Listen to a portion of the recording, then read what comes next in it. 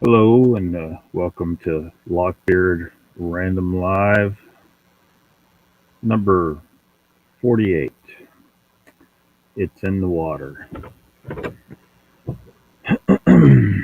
It's the thumbnail uh, was wrong about the day. It should say Monday, but that's right. It's right about the date, February 7th, 2022. Um, Welcome everybody that's already watching. I don't see any chat activity yet, but um, everything is bogged down, so I wouldn't be surprised if you see some buffering happen.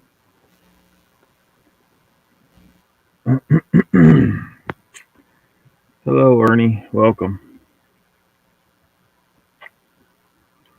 So, I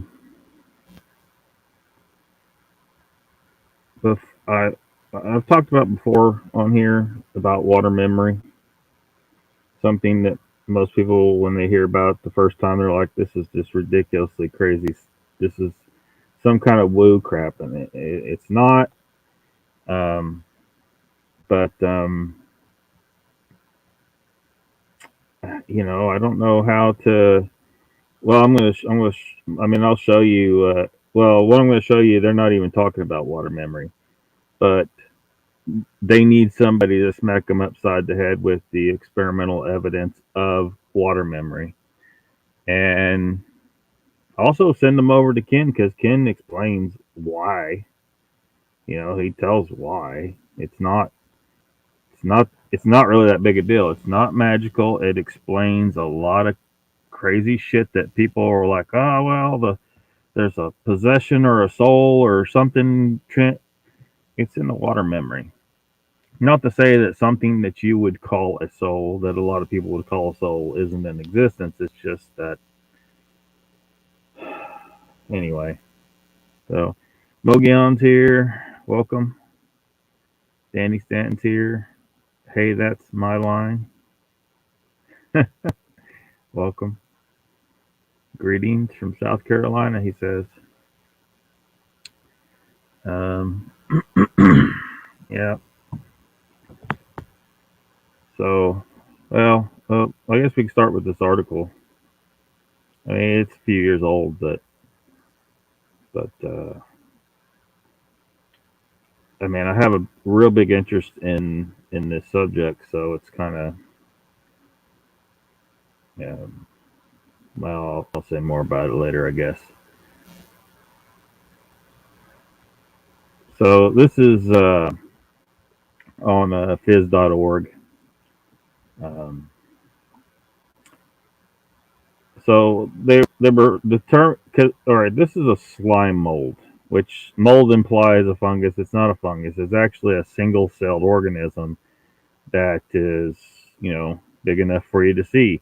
On one of those thumbnails, you saw some yellow slime mold growing on a piece of wood. I mean, you can go out in the woods and see these things. They're a single-celled organism.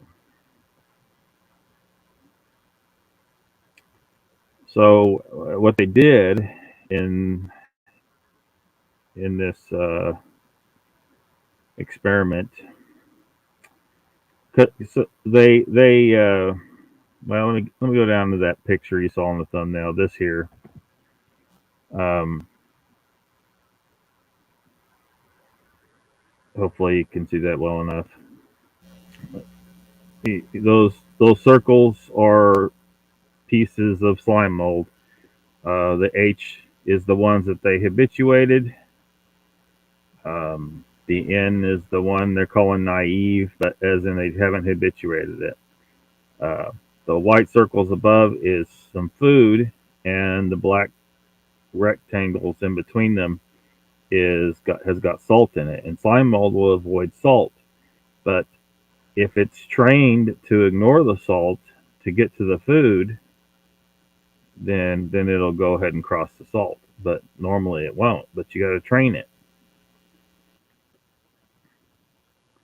So what they found was that if you fuse, which you just put them next to each other and they fuse together, uh, one that's been habituated to one that has not, the one that had not been habituated acquires the training. It acquires the knowledge. This is just like those flatworms. Um, Except in that case, they were able to uh, puree a trained flatworm, feed it to an untrained flatworm, and the untrained flatworm would acquire the training of the one it ate. So these scientists are really not sure what the heck's going on. They're not even considering water memory. They are thinking there's some other types of transfer of the information. Um, you can see where the microscopic view there, where they showed that there was a vein that formed between the two that fused after about 3 hours. I guess it needs about 3 hours, and then they can separate them. And uh, the one that had not been habituated, the one that had just gotten fused to one that was habituated, retains the memory. So, I mean, for one, they proved that they could learn, right? They can learn to cross the salt, and they proved that they can transfer memory from one to the other. And this is a single celled organism, though. It doesn't have neurons. It doesn't have a central nervous system.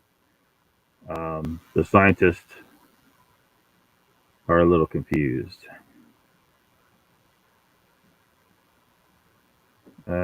I don't know if we want to read through all this or not, but they taught more than 2,000 slime molds that salt posed no threat in order to reach the food. Had to cross the bridge covered with salt, and so they got them habituated to that.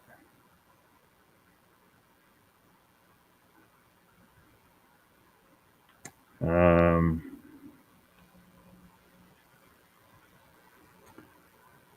so they're trying to figure out how that information transferred. How did it learn in the first place? It doesn't have a brain.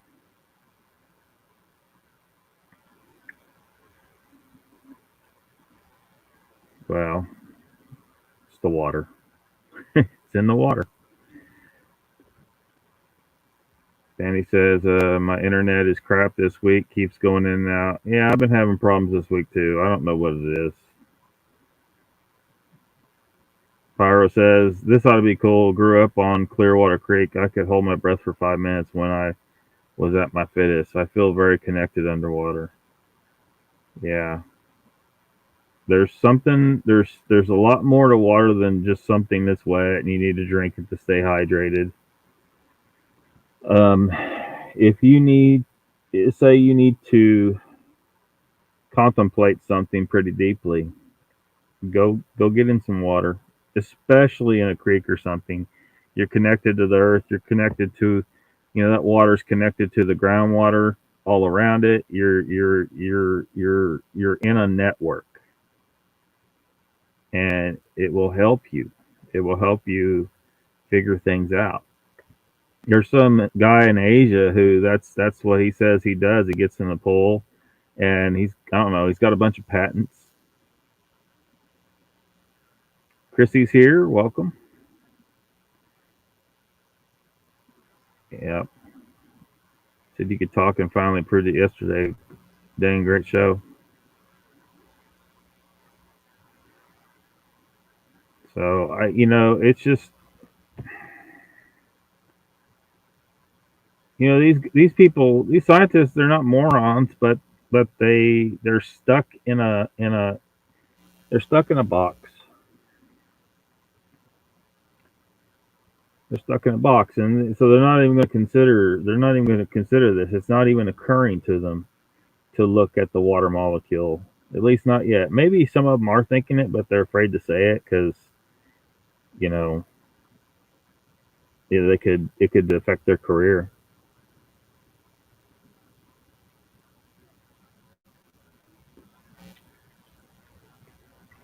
I got a video where that particular experiment was mentioned. Um, Let me bring that up. They discussed a lot of things in this um, concerning things having memory that shouldn't. Plants and just all kinds of stuff was discussed in this video.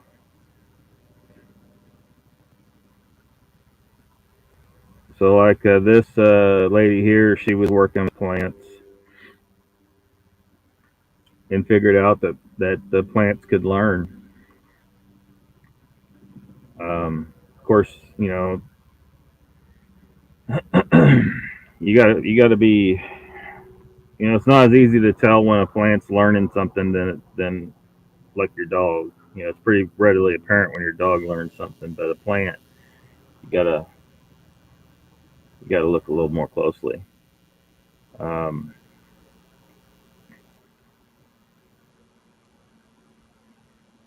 Barbara says, "No, I thought Danny was a girl." Sorry, Danny. Inside joke.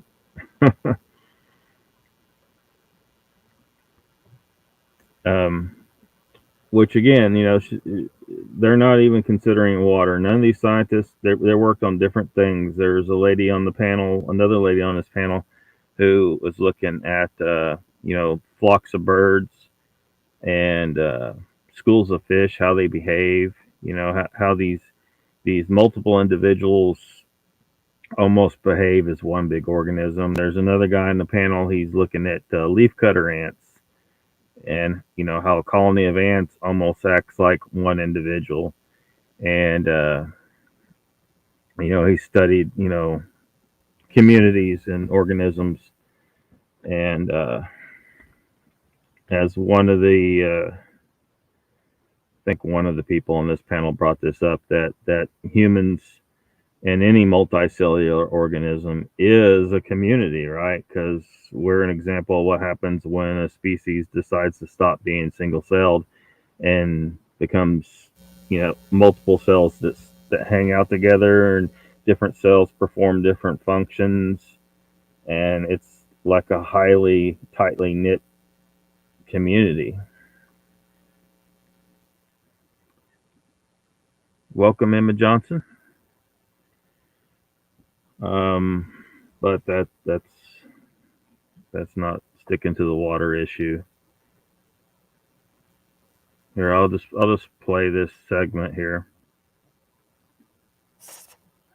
But in slime mold, they also seem to also transmit that learning to others. Yeah, Right? so I mean that's what you're referring to is one of the most fascinating experiments of the past year, in my opinion. It was done by Audrey Dussutot and her team in Toulouse, in France. And I don't know if we have the picture. That might be easier to explain. But essentially, it's an experiment of habituation as well, right? You have slime mold at the yellow mass at the bottom, and then the top part is actually a platform with food.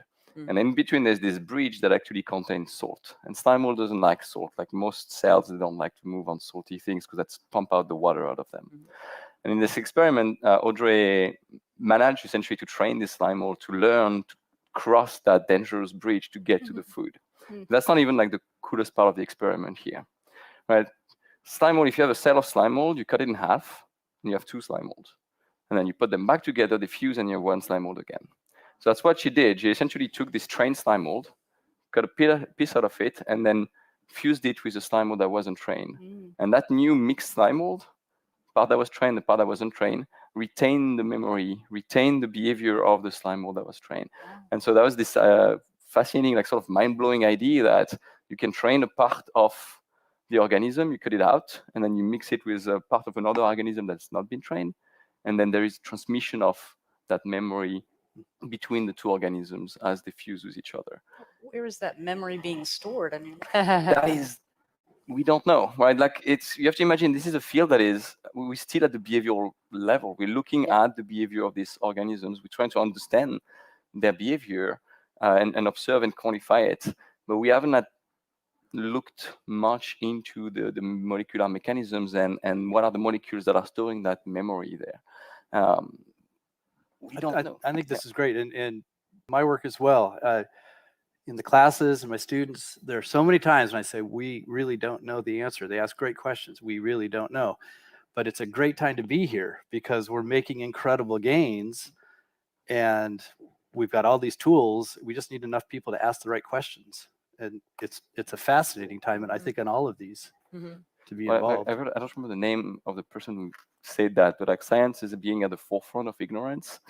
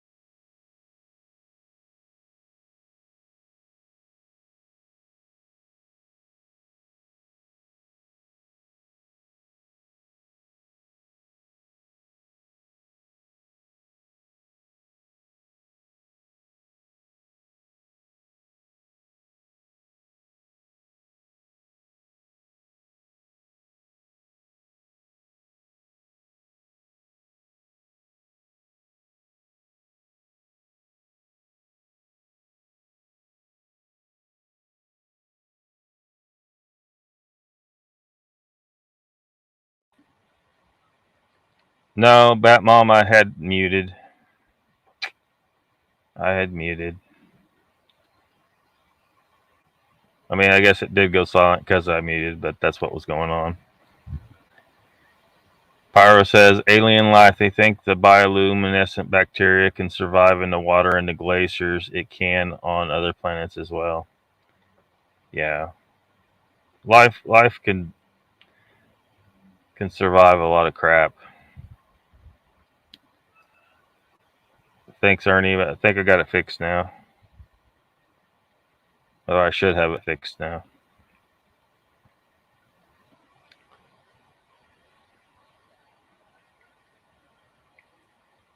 So, yeah. Anyway, they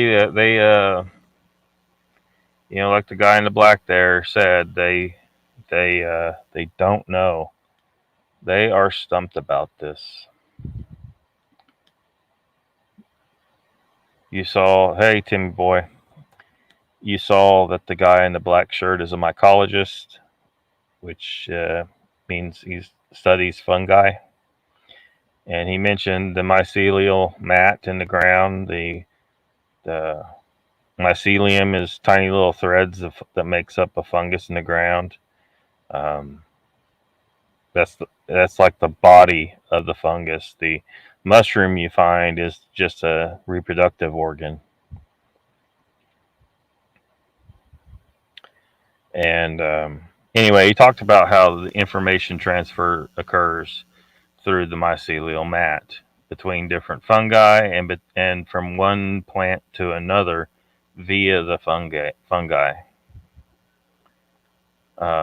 which we've talked about here before. Somebody brought it up. I can't remember which show it was, which Bigfoot show it was that they brought it up the other night.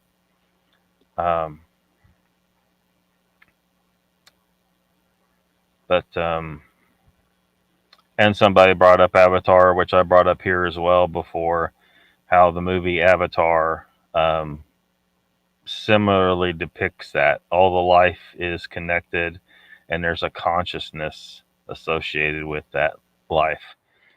Now, how, you know, on what level is it able to, can we like have a conversation with it? Well, I think so to some extent. It's just learning how. Yep, I'm caught up today. Going a little early, so I mean, if I wait till after Pine Island's done, I will be way too tired. I've just been so exhausted of late. Pyro says they can grow bacteria in water and space, but once they introduce a rock, it takes off exponentially. Yeah. Yeah. Give it some resources to work with. What's up, chessboard? Welcome. So, and then they start talking about the ethics. Is it more ethical to eat a plant than it is to eat an animal, considering that they can show that a plant has some level of intelligence and learning ability. um,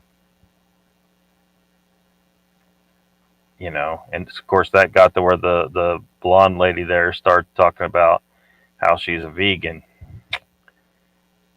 Damn, ruined it right there. but I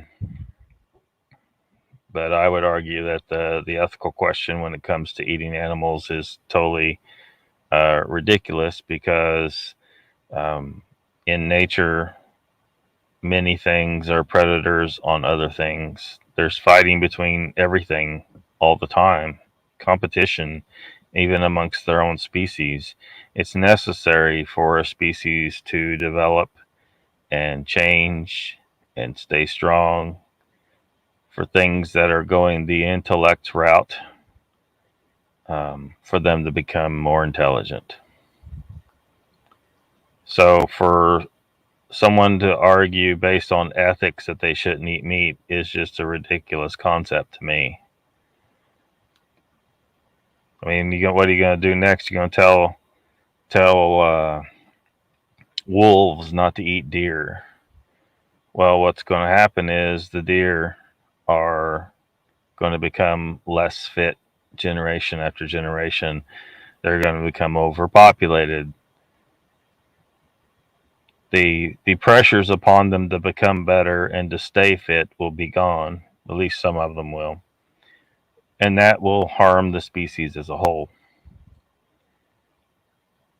Everything in the ecosystem is based on competition. If you don't, if people are worried about an animal dying to feed another, including an animal such as ourselves eating it, it's just short-sighted, very short-sighted. It's necessary.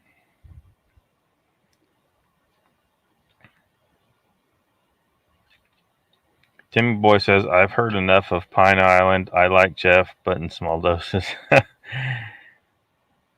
Moog says he'll be right back. He'll be on tomorrow night, Timmy Boy. Powermax says, have to finish this later. Meeting night, have to fry some bread. Bad for you, but the best tasting way to make it. That bread's bad for you whether you fry it or not, Pyro. So unfortunately, science is failing. Again, perfectly intelligent people, they're just not even considering. They're not even considering water at all as a mechanism for memory transfer.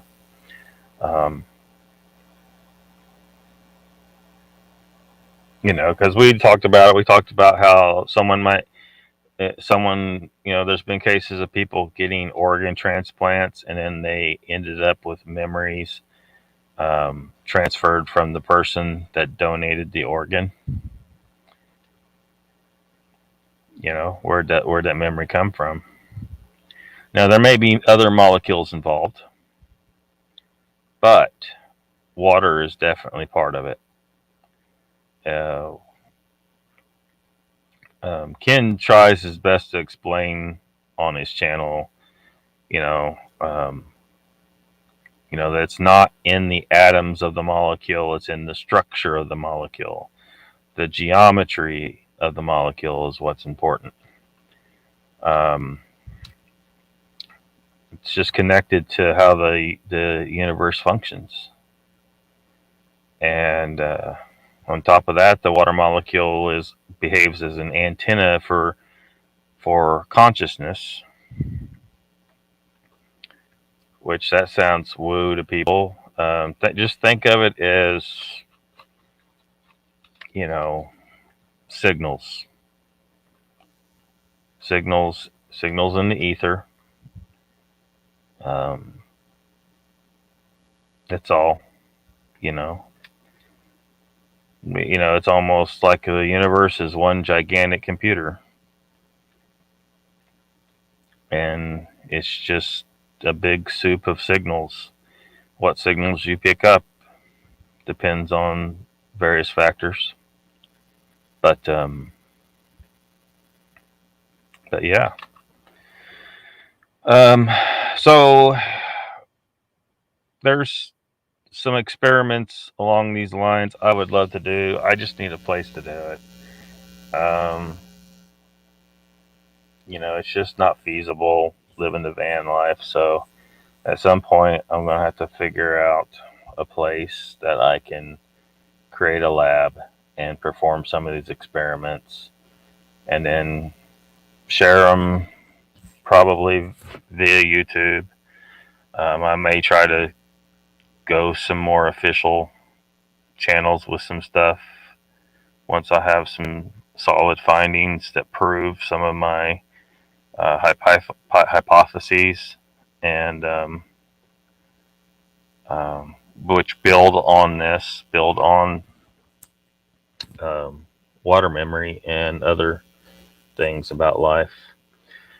I think that once it becomes well known that that is what's going on, we will then be able to start to master the mechanism. And it'll be, this kind of my prediction. Once we have a firm grasp of how memory transfer can work with a simple molecule like water, we may be able to identify other molecules that more complex molecules, or create those molecules that can transfer more complex memory patterns.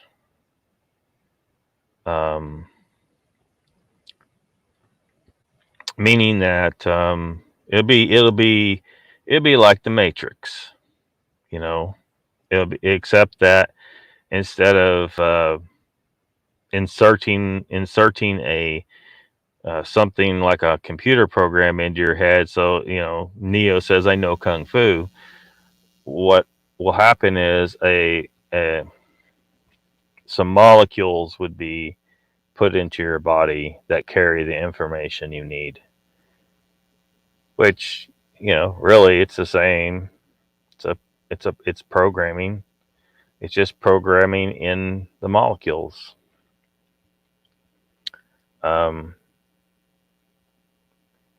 Now, maybe it's not possible to do it with some more complex molecules. Maybe water is the only one that this will work with. But I'm not convinced that that's the case, and it's just going to take a lot more science to figure that out, for sure. But there's just plenty of evidence already out there. You had the scientist that was showing how your intentions, your unconsciousness imparted on the water affects how the water crystallizes. So like he had a whole series of photographs of what a typical ice crystal looks like when it's imparted with a certain emotion. I know it sounds weird as fuck, but it's published.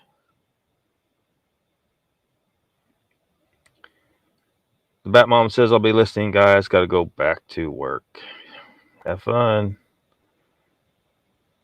Chessboard saying hi to everybody.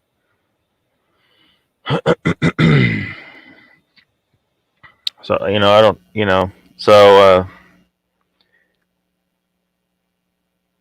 So I wonder certain things. Like really need to find out. Because we know like with the water structuring device, right? Which I'm sure a lot of people think that that's because you see people making these claims with the water structuring devices, and some of them are kind of just dumb shit. All you really need is a really strong magnetic field, and I've showed and I haven't completed mine. I need to get around to it. I just haven't. I don't know. I just haven't got around to it. So this isn't complete. Um, Oops. Let me get this off the screen. So 1 inch by 1 inch by 2 inch neodymium magnet. Wrap some tubing around it. Now I got a bunch of elbows in mine to hug the magnet better, but like Ken shows his is basically the same concept. He just rolls the tubing around. He doesn't have all these elbows in it. But my thought was, find the most efficient use of space to get the tubing wrapped around. Try to keep it at a decline as it goes through, and then it'll come out the bottom, and then I can put this in some kind of container to protect it. Just a plastic container or something. Funnel some water through it. It flows through the magnetic field, and it wipes all the stored information out of the water molecules. I better put that down before I accidentally put it too close to the computer.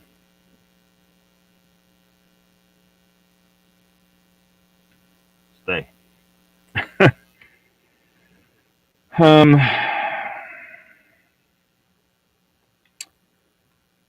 And so the thought is that because our water sources, a lot of people are still drinking their tap water, or even if you are buying bottled water, a lot of times it just comes out of a tap somewhere.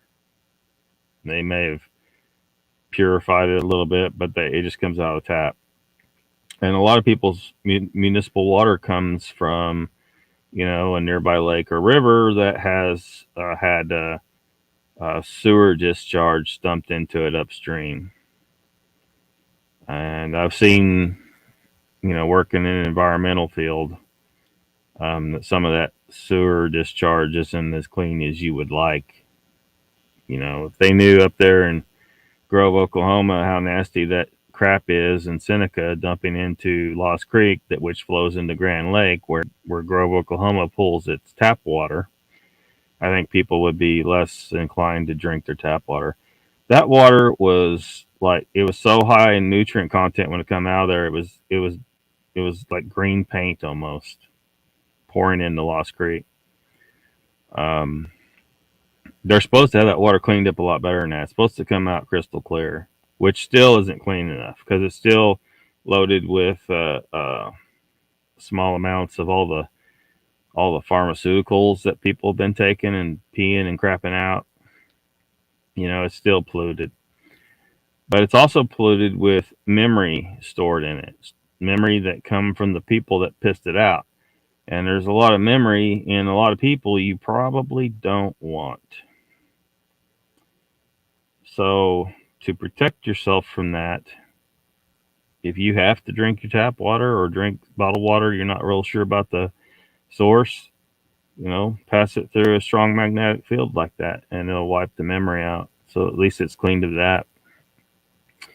You could also protect yourself just by finding some spring water somewhere that comes from a source that hasn't been polluted. A deep aquifer somewhere where the water's been down there for thousands of years.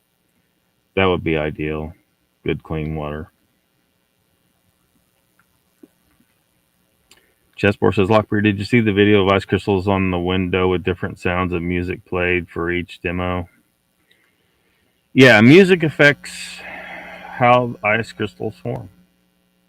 the water responds to a whole variety of signals that come into it, including thought itself.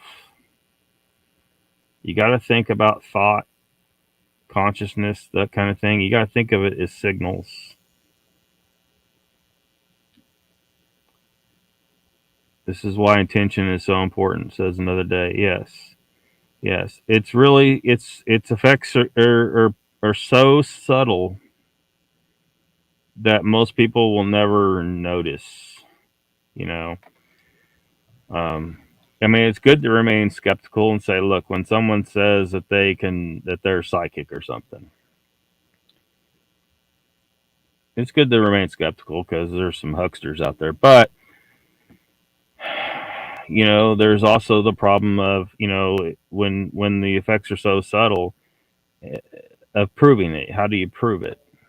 You know, and especially when so many have been so damn wrong on so many things. We're not really supposed to perceive, like, there's a reason why our consciousness is isolated in as this individual unit, or maybe multiple reasons, and I can't pretend to know exactly why, you know, but I just have my ideas. I think that, you know, for whatever our purpose is here, if we were all connected to the universal consciousness, is what I call it. Some people would, if I explained that to them, they would be, well, that's God. Okay, you can call it God all you want, but I wouldn't bother too much praying to it, because I'm pretty sure the universal consciousness considers each individual human to be quite insignificant. But you know, but for whatever reason that this whole construct exists, it appears that it's important that we maintain an individual self while here. Now, a lot of people say stuff like, well, we're here to learn, or something like that. It could just be that the universal consciousness is bored as fuck. So it needs to be able to exist in an infinite number of individual entities. It needs to separate itself out to and where we don't remember being part of the universal consciousness. We just remember this meat puppet's existence, right? So now any experience we have is new, and we're not so bored. I mean, that would suck if that's all it was, boredom.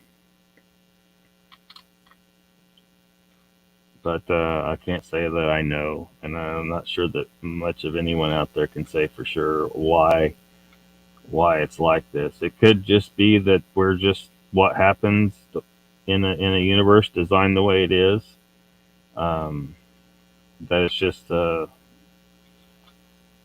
given result, that a reality like this would arise, and everything here has to interact in certain ways for the whole system to function. The tree's got to grow in the ground over there, and it's got to make seeds and photosynthesize and support various organisms that rely on it for food and shelter and all that stuff. And humans got to do what humans got to do. Wolves got to do what wolves got to do. But yeah, I think it's for the way the system works. It's important that we operate as an individual entity. We do not remember being part of the universal consciousness. So we're all part of one gigantic consciousness, right? An infinite mind. But we just think we're individuals because whatever's happening right here is isolated. Which is where I think, you know, hallucinogens come into play, is that you know, this biological organism has physiological systems in place biological systems in place that maintain the individuality of the consciousness in here, of this mind. But when you start fiddling around with certain molecules, they start fiddling with the dial on the radio up here. Because this isn't a storage device for your consciousness. This is a radio that picks up the signals that make up your consciousness. It's the mainstream science just is nowhere near ready to even consider that. But so it's a radio, and it's operating off of a whole collection of molecules doing various things. But you start putting hallucinogenic molecules in there, and that fiddle with that isolation system, you start seeing beyond what you're supposed to normally perceive. You start perceiving beyond what you're supposed to perceive. Start remembering more than what you're supposed to remember. And of course, once the hallucinogen is out of your system, you return to your normal state, and you're such a small thing, such a small entity. You can't hardly make heads or tails of what you just experienced, and it seems like it's just hallucination. It doesn't seem real. You can't wrap your mind around it, especially if you take something like 5-MeO-DMT. You take that shit, once you come back, you will not be able to comprehend, because you lost your individuality entirely for a little while there. You were no longer whoever you say you are right now. You were part of the universal consciousness. You were rejoined to it. Shit's just wild. You no longer your individual. They call it ego death, but whatever you want to call it, it's yeah, it's wild stuff. What was that gadget? I'll check the replay. It's a structured water device, I guess. I don't know that I like that name for it, wizard. All it is it's a very strong magnet with tubing wrapped around it. So you pass water through, it wipes out the stored information in the water. It wipes out water memory in the water. You don't need all the crap you see online. There's just people selling structured water devices and making claims about vortexes and stuff like that. And you just need a really strong magnet. The water molecule it's like a molecular hard drive. Well, if you take that magnet and put it too close to this computer, it's going to wipe out the hard drive. Same thing for a water molecule. If you question the source of your water, whether it's got negative memory in there that you don't need, even if you don't like truly register the memory in the water you're drinking, it's having subtle effects on you that may not be good. There may be positive memories in there too, but do you want to take that risk? And welcome, wizard, by the way.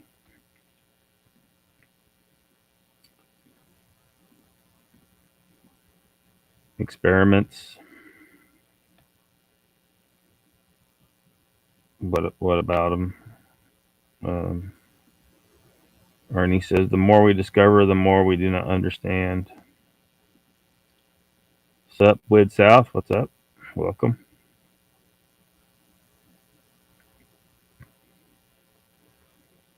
Somebody picked up Emoto. Yeah, Emoto. Yeah, he's a guy. Yep. Yep. Chrissy says, not for sure either, but have seen where they've picked it up here and there to continue.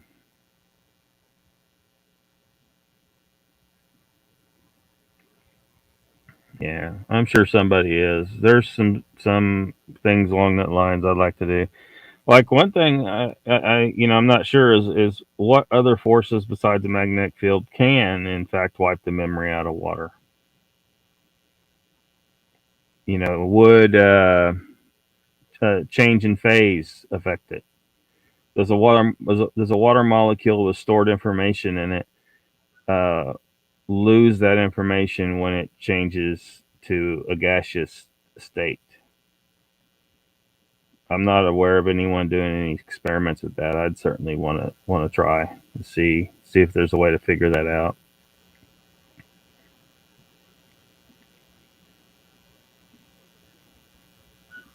That one says that drug doesn't sound like a good time. What 5-MeO DMT? Yeah, freaks some people out. Never tried any hallucinogen myself because you know I've been trying to learn about them for a long time, like 25 years plus, I think.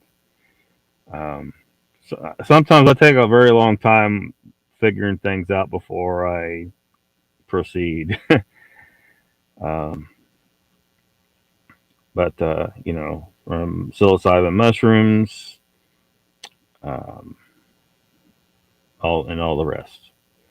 Most people are familiar with NN-DMT. They call that the spirit molecule, and 5-MeO DMT they call the God molecule because you lose your individuality, you become part of the universal consciousness again.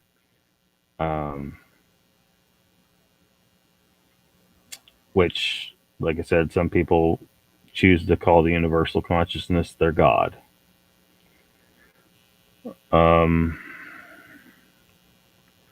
So, if your normal consciousness is a house here, right? All your doors and your windows are shut, the blinds are closed. Well, different hallucinogens will open a different door or window, or maybe just open the blinds and you perceive out to some extent in one way or another. And you may think you're hallucinating, but pretty much most of the hallucinogens, that's what they're fiddling with the dial, which opens a window or opens a door. But when you get the 5-MeO DMT, the house completely falls down. It's gone. And that one, 5-MeO DMT's the stuff, the frog venom. It's in the frog venom that they talk about. They don't actually lick that toad. It's a toad. It's not a frog. It's a toad. They don't actually lick it. They smoke it or inject it.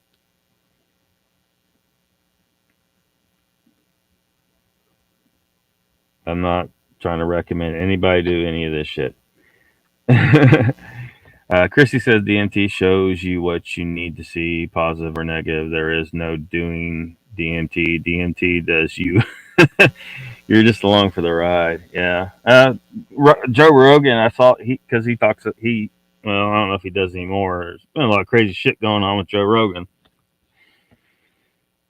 People trying to stop him from providing us with certain information, and I think this is one of the areas they don't like him talking about. See, because this empowers us, better understanding consciousness and how the universe functions, and the powers that be don't want us to be empowered by this knowledge. But yeah, Joe Rogan, the way he put it was you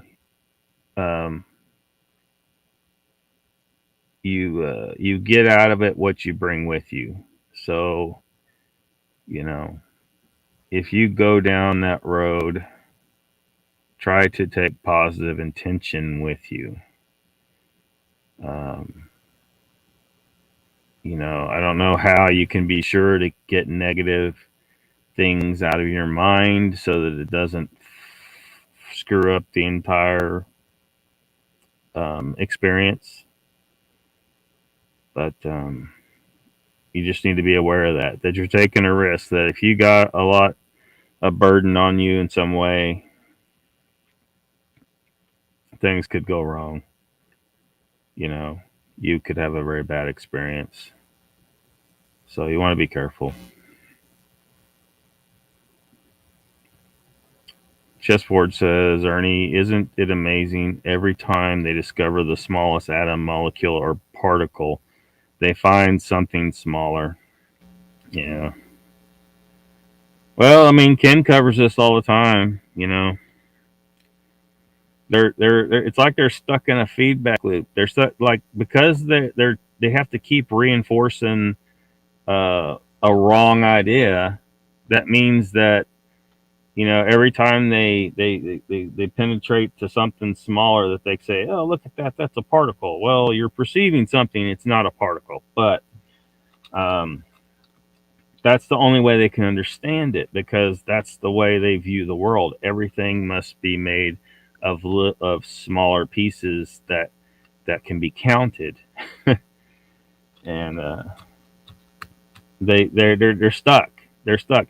They have to go back to the drawing board, and none of them are going to want to do this because they've built their entire careers on this. There's tons of money in it. There's government contracts. It's you got the freaking particle colliders eating up billions of dollars, and I bet some of them scientists know damn good and well it's all bullshit.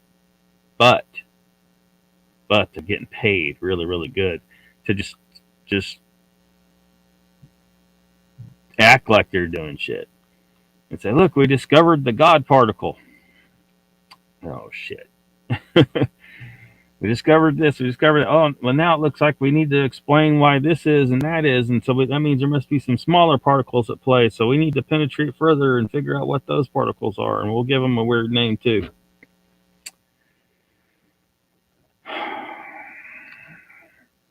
That's why people like us need to keep talking, because some of us are going to be the ones that will be the new scientists one day, who have the background and understand that it's a totally different. It's totally different than what they think.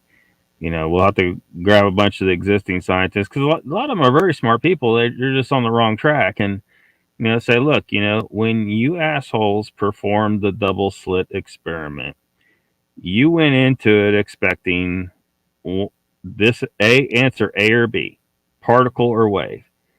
Then that's where your mind is stuck. It's going to be a particle or a wave.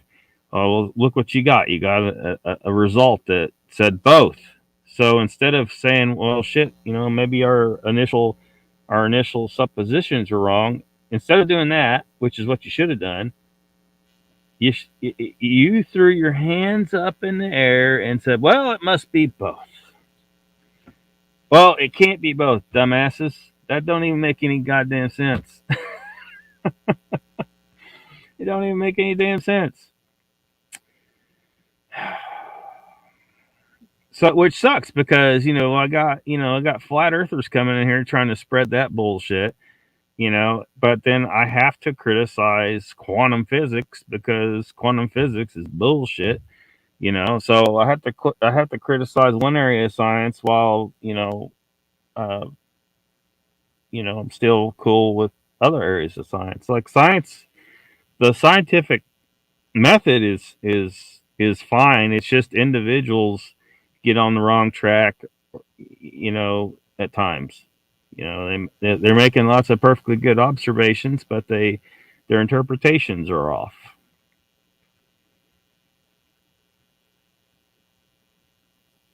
But this is weird shit.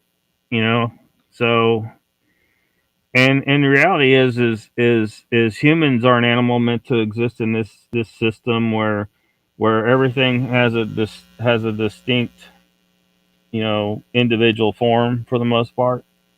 Like you can count how many trees are over there. You need to hunt some animals, so you got some scouts out, and these scouts go way over here and climb the top of a hill, and they look over and they say, well, there's a herd of about 10 over there.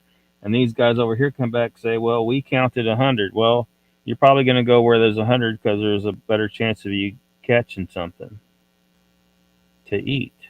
It's important to be able to count shit to survive. But when we're looking at stuff like this, we're looking at a science where, counting isn't really what you need. It isn't where your mind should be exactly. I mean, there's times to count shit, but yeah. Yeah.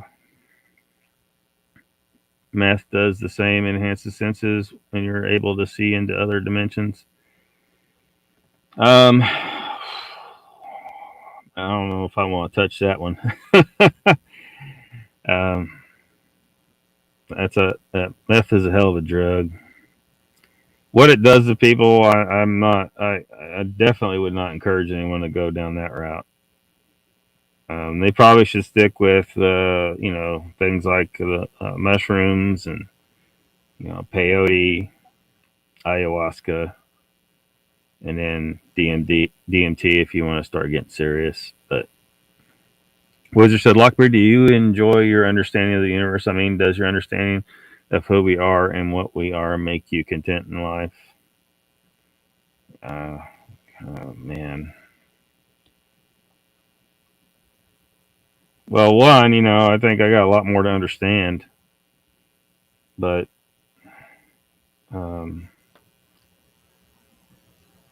will it make people happy? I don't know. Like some of the thoughts I have about it, like if it's right, it's not it's not it's like what's the point? You know? What is the point? But the problem is it ain't like you can get out of this bitch.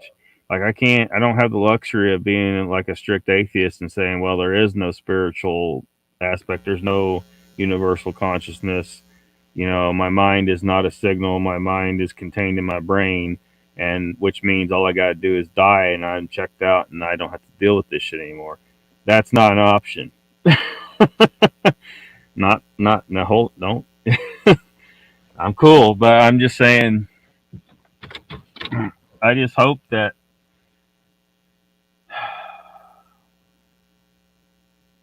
I don't know what I hope. I don't know. I don't know. All I know is I'm driven to learn more about it and to figure shit out more. Um,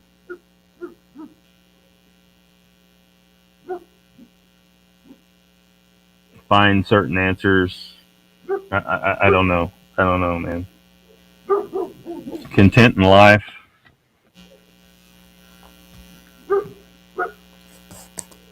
I don't know. Is it desirable for someone to be totally content? If you're totally content, would you be driven to do anything? Maybe it's necessary to have some level of discontent to be driven to do anything.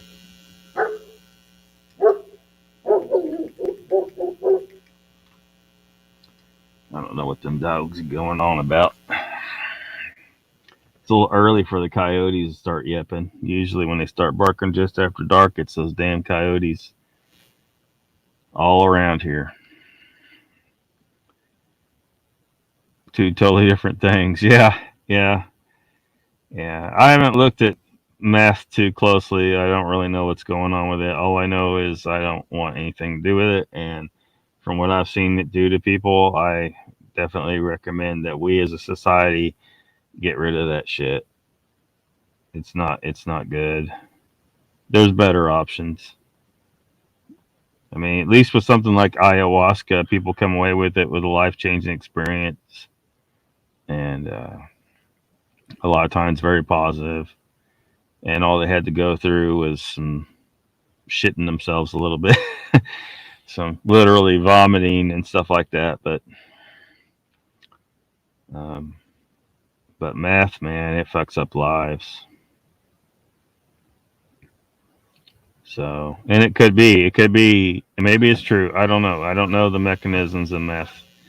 I just have no interest in learning anything about it more than I already know. And but maybe it does. Maybe it opens the wrong damn window, and that's why people get so screwed up on it. Maybe some of those windows you don't want to open. Completely different molecular structures, yeah. Psilocybin mushrooms. Well, psilocybin would be more correct pronunciation of it. Psilocybin. They're hallucinogenic mushrooms. Not a lot of the hallucinogenic mushrooms are in the genus Psilocybe. They have uh, psilocybin and another similar molecule in them, uh, psilocin. Psilocin, I think it's called. Responsible for what most people think is just hallucinations, but I venture to guess is more of an increased perception of reality, and you're just not able to process it and understand it. Yeah, it's saying, just another molecule that can open a door or the blinds on one of your windows or fiddles with your dial. Increased perception of reality. Um, Timothy Leary comes to mind when you said that.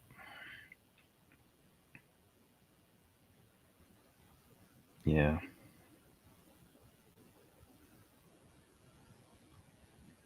Yeah. It says it still has the same effect. I know I've done them both. Been clean almost a year. I was addicted for 20 years, and I know very well the effects they give. I see. So meth does fiddle with the dial. It's just that the side effects suck ass a lot worse, is what you're saying, and the addictive nature of it. Batman says meth makes you go do stupid stuff real fast in your head. Though nothing actually gets done. Hallucinogens scare me. I would probably want the trip to stop and run in front of a car. Whoa. Yeah, then maybe you shouldn't try them. It's probably not something that everybody, like, I think people should approach it in a far less flippant manner. I mean, they've been using this shit as party drugs. That's one of the things that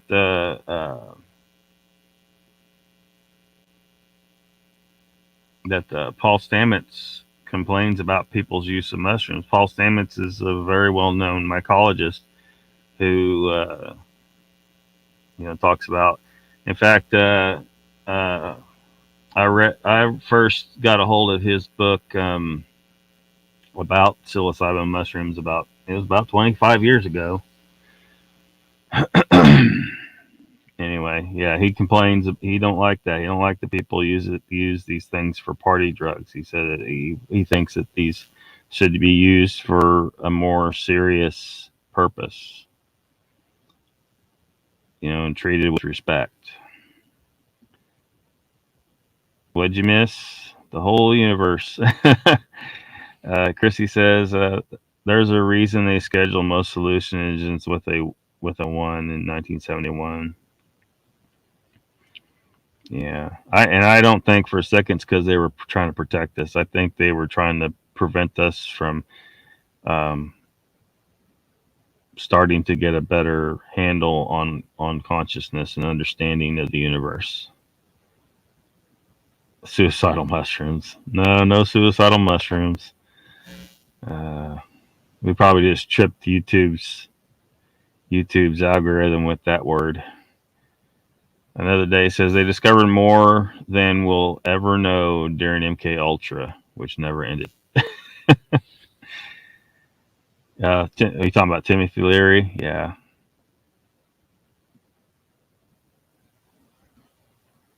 Psilocybin. Yeah. Batman says, yeah. What Chrissy said? The demigod particle. Yeah. Meanwhile, they really just want to open the abyss.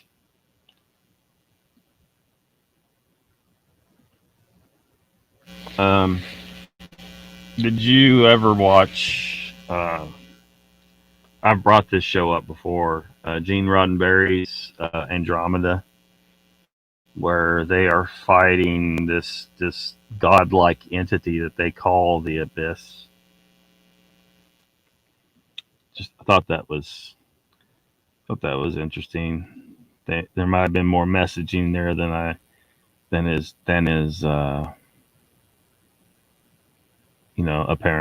real apparent to most people.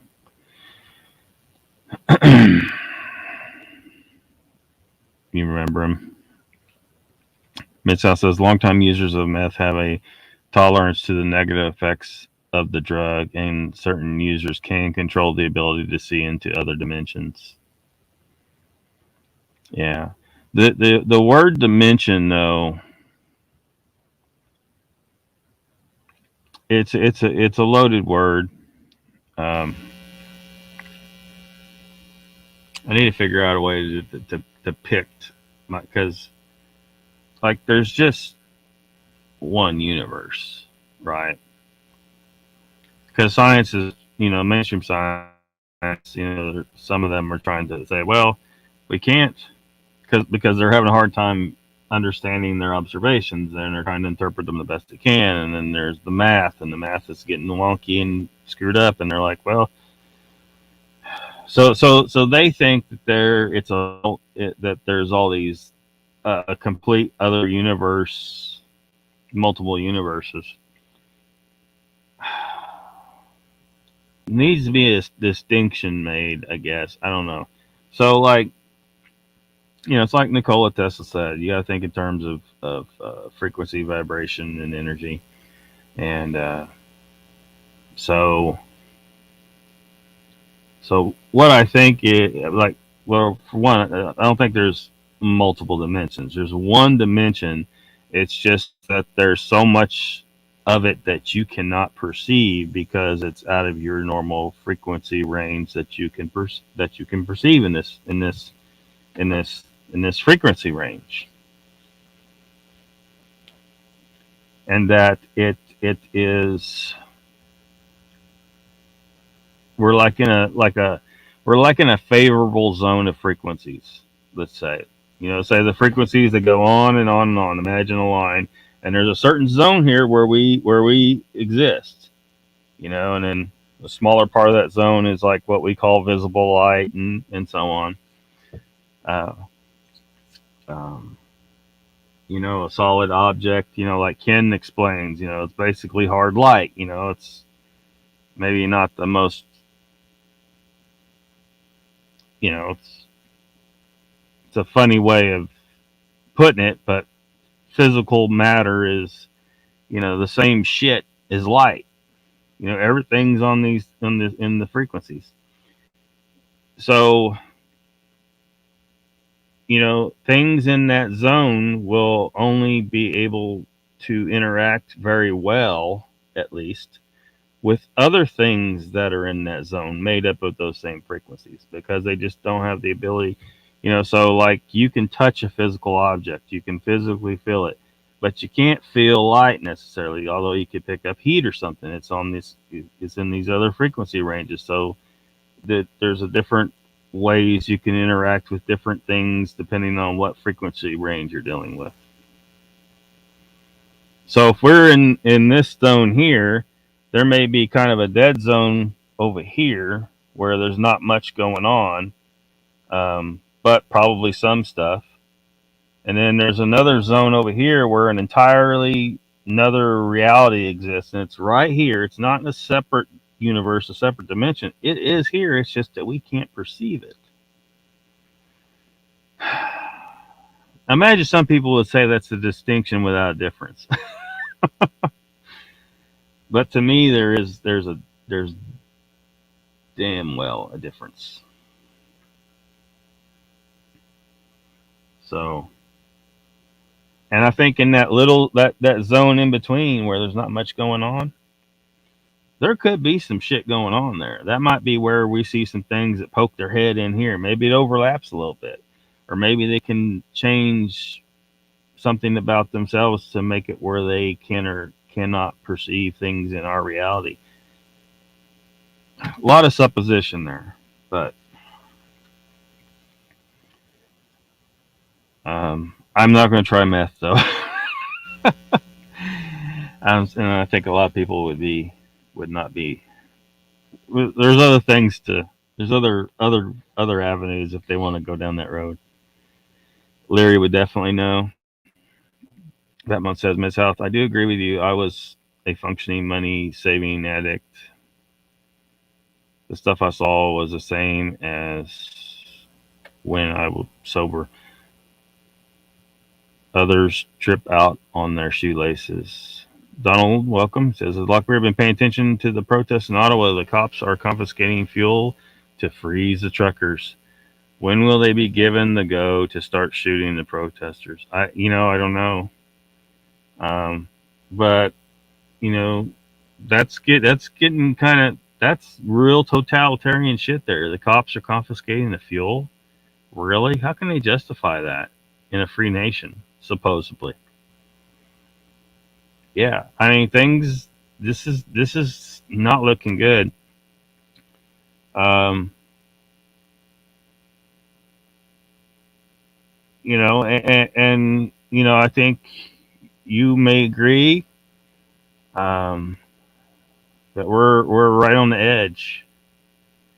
Ken, who I mentioned a lot, he's got his he's got his finger on the pulse of stuff like this as well, and he's been saying for a while now that February's probably when the shit's going to really hit the fan. Whew. If his prediction on that is correct, man, it's going to be hard for me to argue with him anymore, because I've argued with him on some stuff in the past, but a little bit, via chat, but nothing serious. But yeah, it's alarming that they feel like they have the right to confiscate fuel. That's ridiculous. Chessware says Lockbeard relate to all. It related all to a holograph. Few people know each piece you cut from the holograph turns the whole of the picture. Yeah. Ken explains that shit too, doesn't he? The fractal nature of reality. There's a geometric function to how reality works. It's wild. It's just, it's hard for people to wrap their minds around sometimes. It's usually compared to acid, and it's just completely different. Yeah, they are different. I mean, that's why I say I like to use the house analogy, because depending on which molecule you use depends on whether you're opening the blinds on this window or you're opening up another window entirely over here, and just opening the window, or if you're opening the door and then 5-MeO-DMT is knocking the walls down the house is gone, it burned up. You are no longer contained in your house, and you're in a wild place that you can't possibly wrap your mind around when you get back. You can't. You're this little piece of consciousness right here has no ability to fully understand the entirety of the universal consciousness. It's too big. It's infinite. It's way out of control. I mean, you just can't. But let alone just opening the blinds on one of the windows. That's wild enough. So you kind of want to be careful, what you choose to play with if you decide to play with that stuff.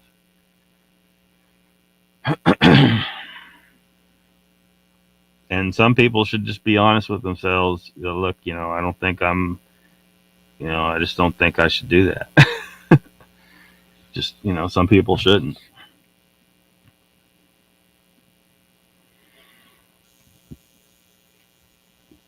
Bat Mom says, I think it's more of an intensity of the person's already abilities. If they can see other dimensions sober, then it would be more vivid. Yeah, probably so. There's certainly going to be a degree of a learning process and indoctrination.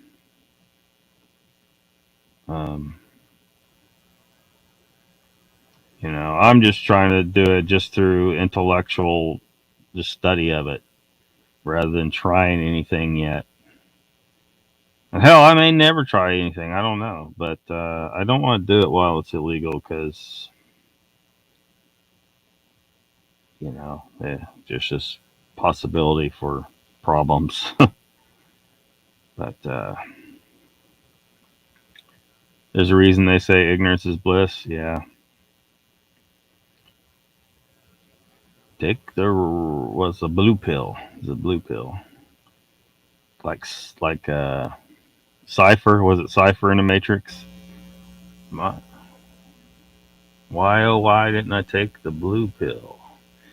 Batmon says also works if you're a dickhead. Your dickhead is even more apparent. The drug doesn't make the person a dickhead.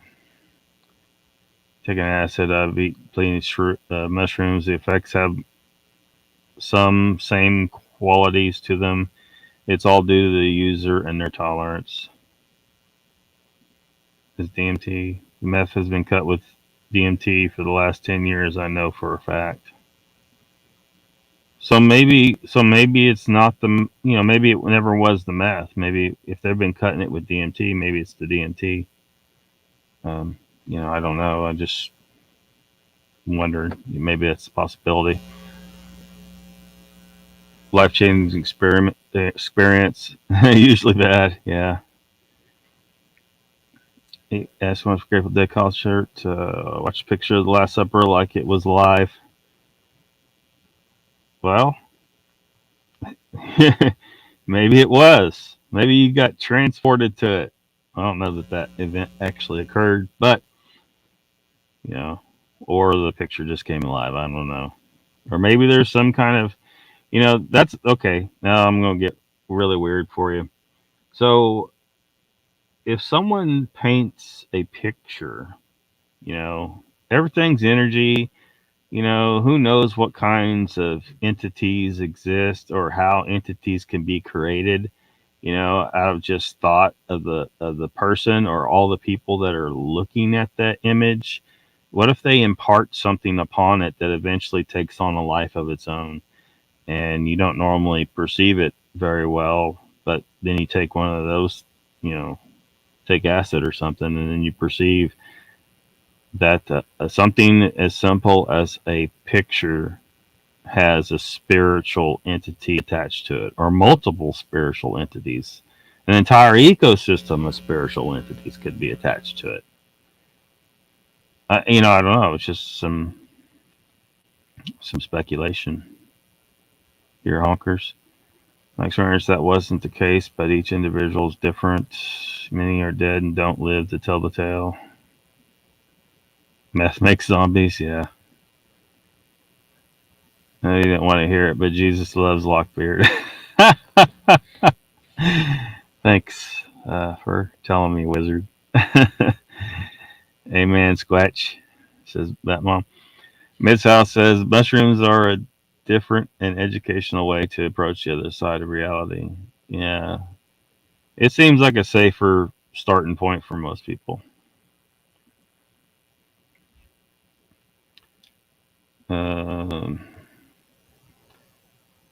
Yeah. Yeah. I could have all I want. It's like there's a grow house, like I'm looking at it. But I have no interest in. I've never tried the stuff, and I probably never will. Chrissy says goes back to intention for taking said drugs. It's not a party. They deserve the ultimate respect. Yeah. I'm gonna try and catch up in this chat, so I'm gonna go fast. So. Parmac says I administered ketamine one time per our pain protocol. It gave the patient a severely bad trip. He said he died 1,000 times in 5 days, and that's how long he had been out. 5 seconds.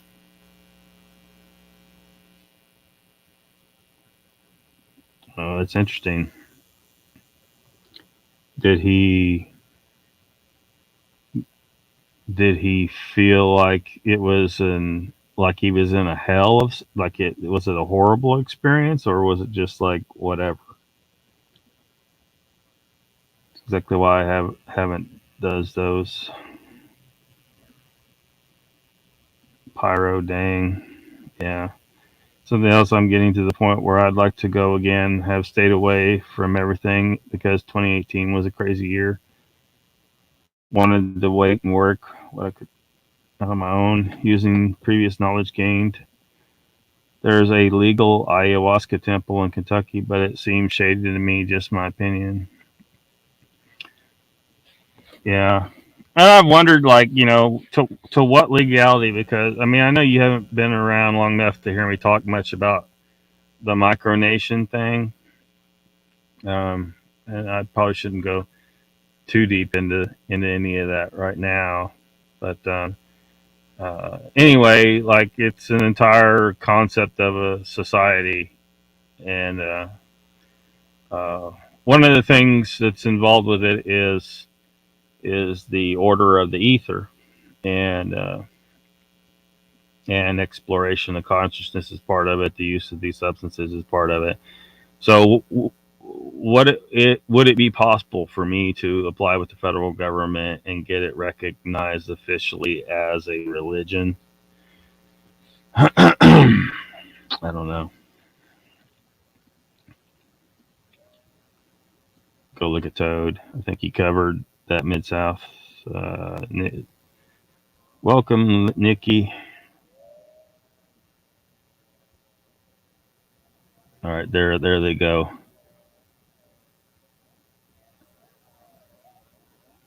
I don't know if you guys can hear the coyotes,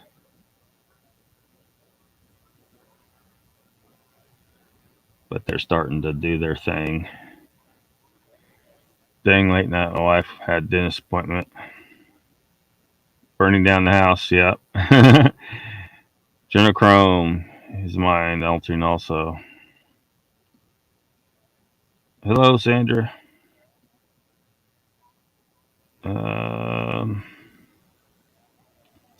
Larkin going to cook supper. Enjoy, Chrissy.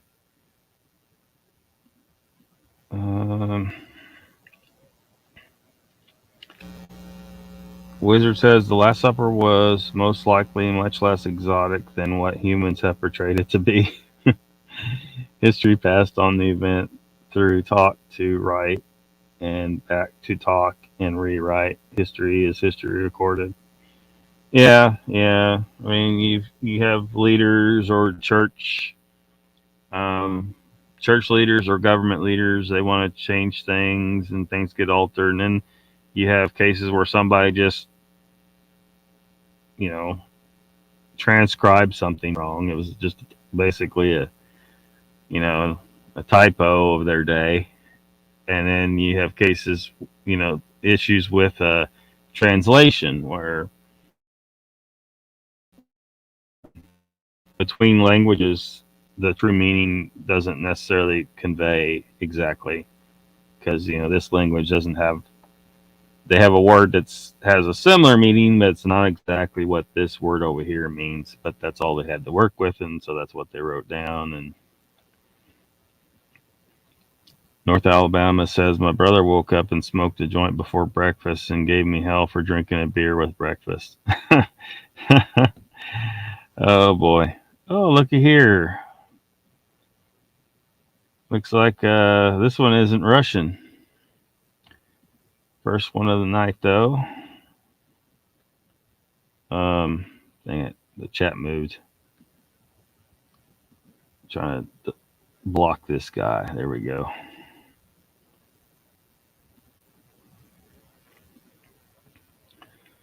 Donald says, I got a goof who just missed the corner and planted their car in my ditch. I'll try and be back. Leave him there.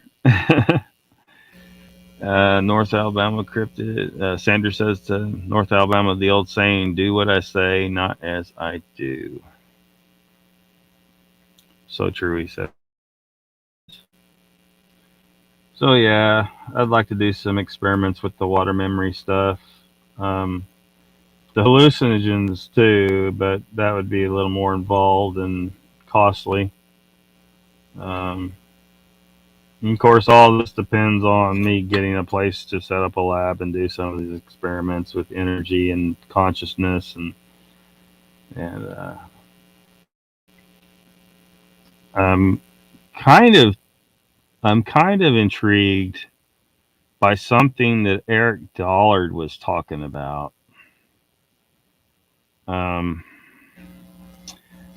Let me see if I can find the video where I don't know if I'm going to be able to find this. I should be able to. Might take me a few minutes, so.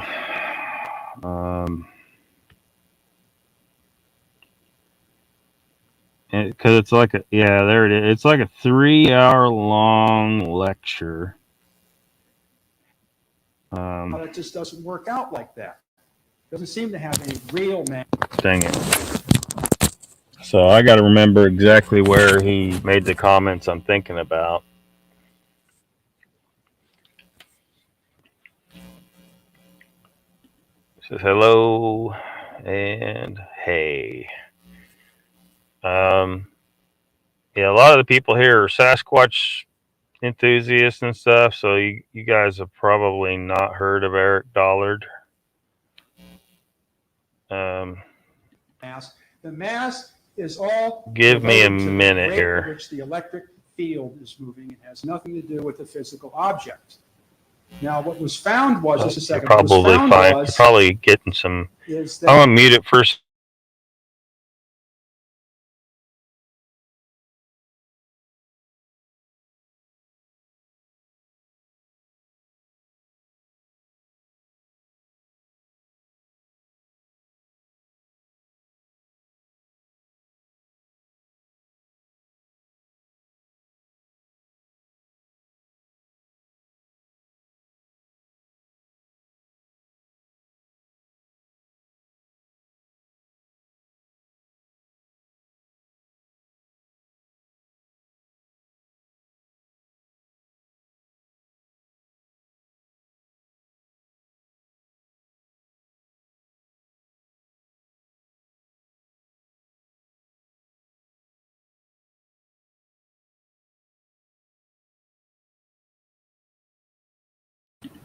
Well, shoot, I'm not gonna be able, like, it's a long lecture, and somewhere I don't know anywhere else where he actually said this.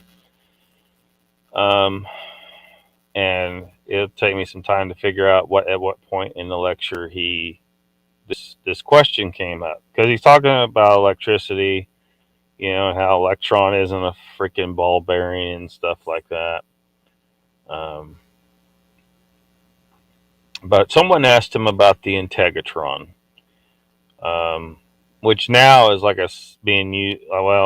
Last I heard, it was being used as a sound bath where people go in there and they make sound. And anyway, it's this building that was built, and it's got this weird construction about it. And anyway, someone asked him about the integratron, and Eric Dollard said that that was basically like a transporter.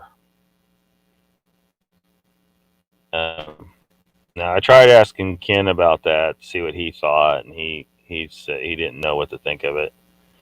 But to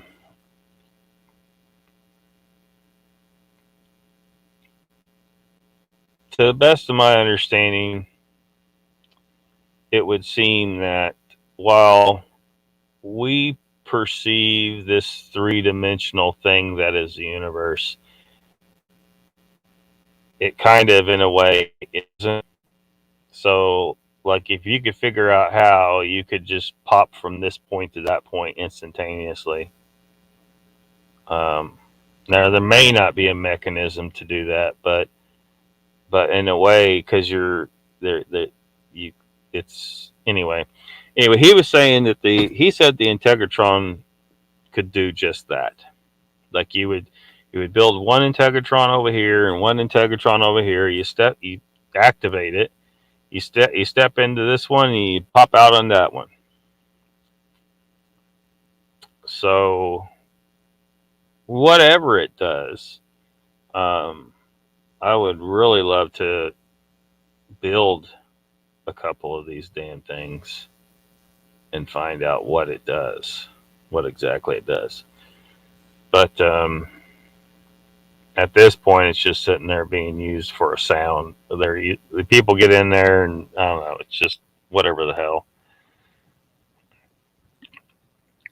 Instantaneous action a body could not handle, in my opinion, says Ruthless. Yeah, basically instantaneous action at a distance. Everything, every point in the universe is connected to each other instantaneously. So you don't think the body could handle it?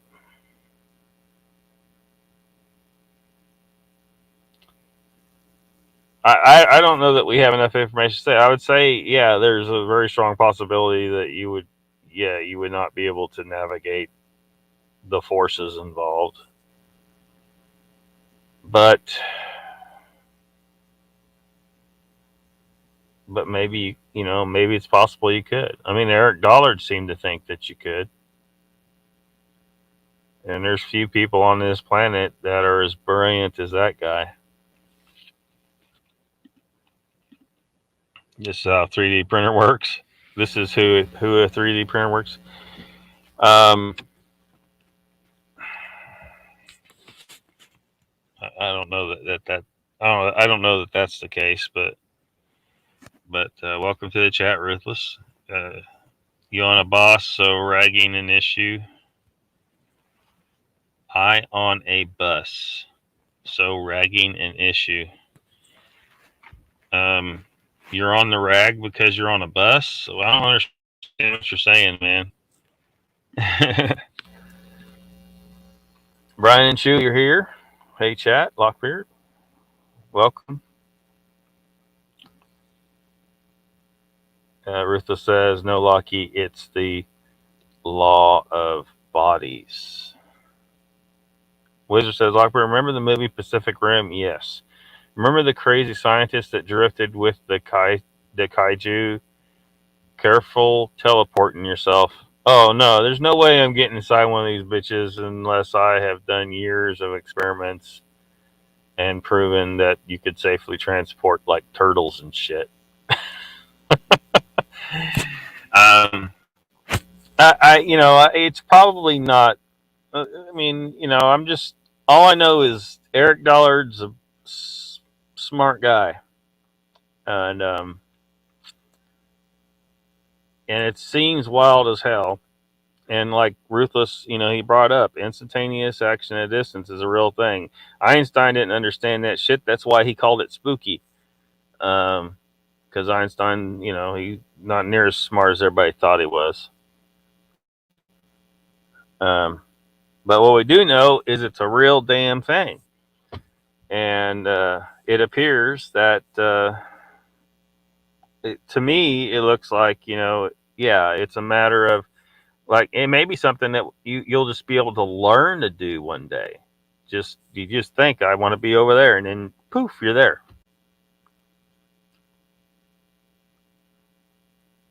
And it'll look like magic, but it's just sufficiently advanced knowledge that allowed you to just navigate the workings of reality better than the people who are observing you. Tagging. Mr. Hugh, welcome. He says, with any substance, a person, the mind needs to be happy around nice people, and you will have a good time. Whew. What's up? 621. Okay. Ruthless says, Dollard says bodies can be dematerialized and then materialized at a remote location. Yeah, well, somebody asked him about the Integratron, and that's where he said that. Hey, Pine Island. Yeah, we'll be shutting down. You are coming on at 7, right, Jeff?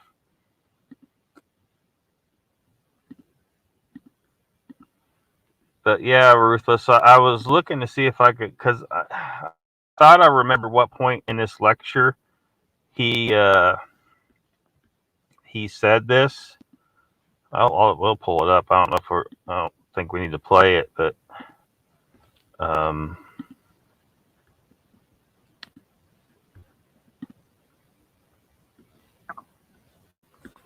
it's Eric. The title is Eric Dollard here, History and Theory of Electricity on Aaron Murakami channel. Elsewhere too, but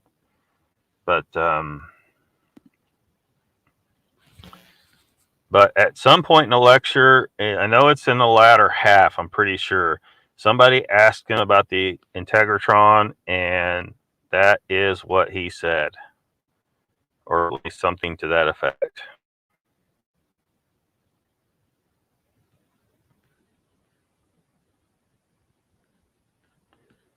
Wish this thing wasn't so spastic, but yeah. So if you want to go, like, it's an interesting lecture. It's like 3.5 hours long, I think.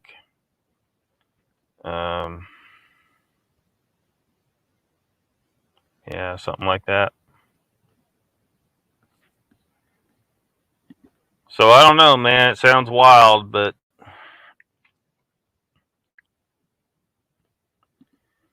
like the movie The Fly. Yeah, but different mechanisms. Because in The Fly, they were talking about, some kind of technology that dematerialized matter and then rebuilt it out of energy somewhere else, and all that nonsense.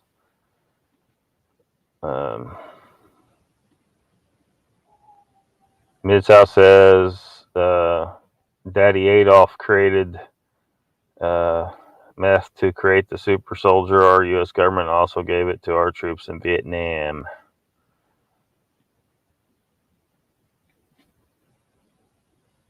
Tagging is an issue on. You're not making complete thoughts, Ruthless.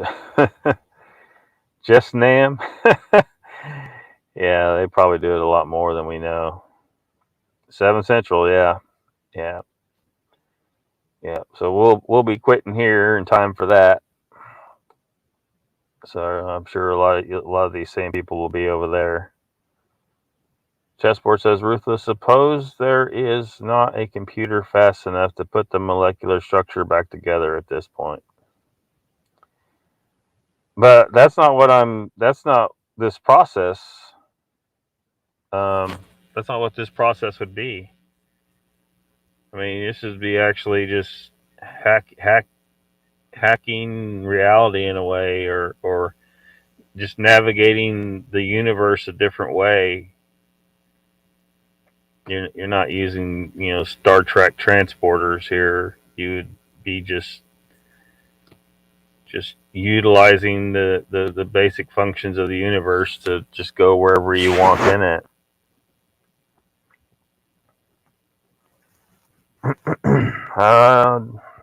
Don't know about that. Need to build a looking glass. Need to see that lecture, not now, but link to it. Yeah, I can put the link in the chat.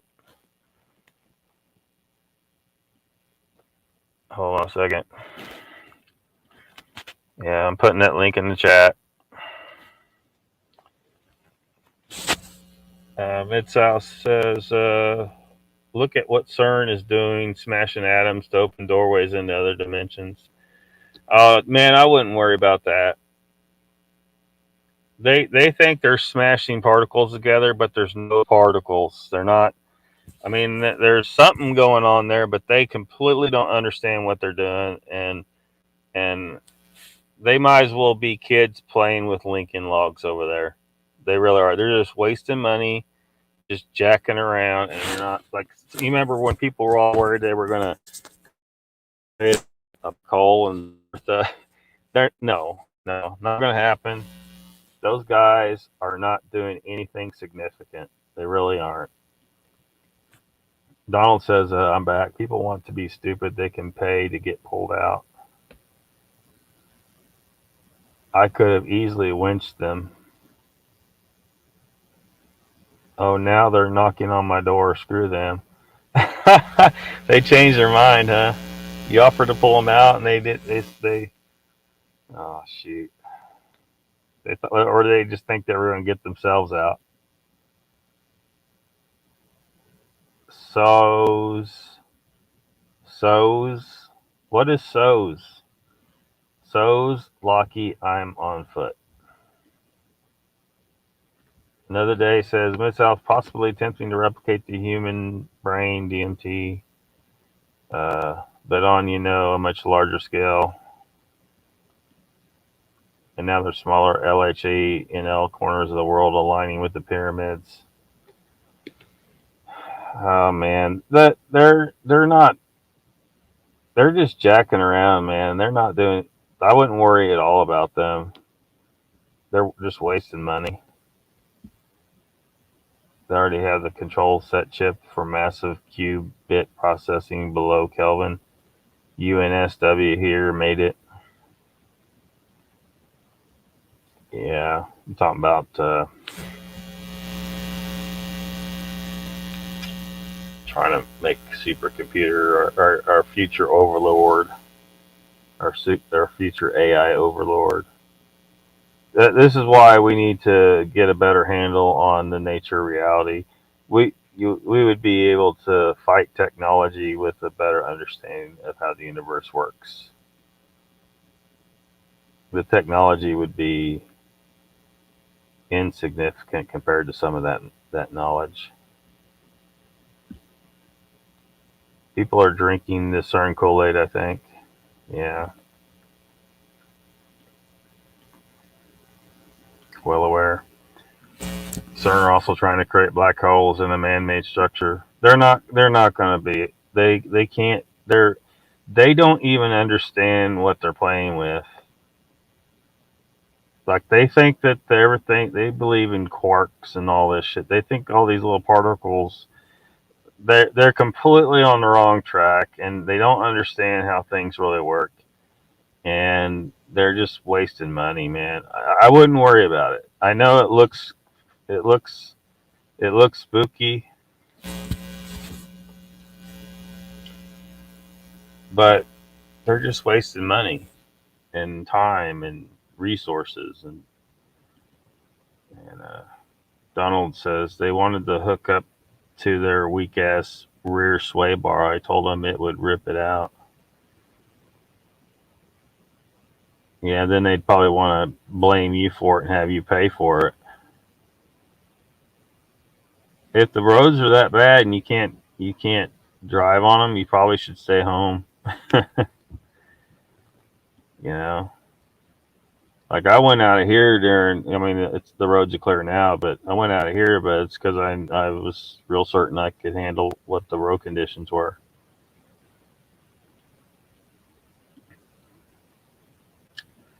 Hey, Dodman. Ruthless says, Chessworthy, the claims by Moonbats is dumb as fuck. Is that what that daft means? So's means sorry. I gotcha.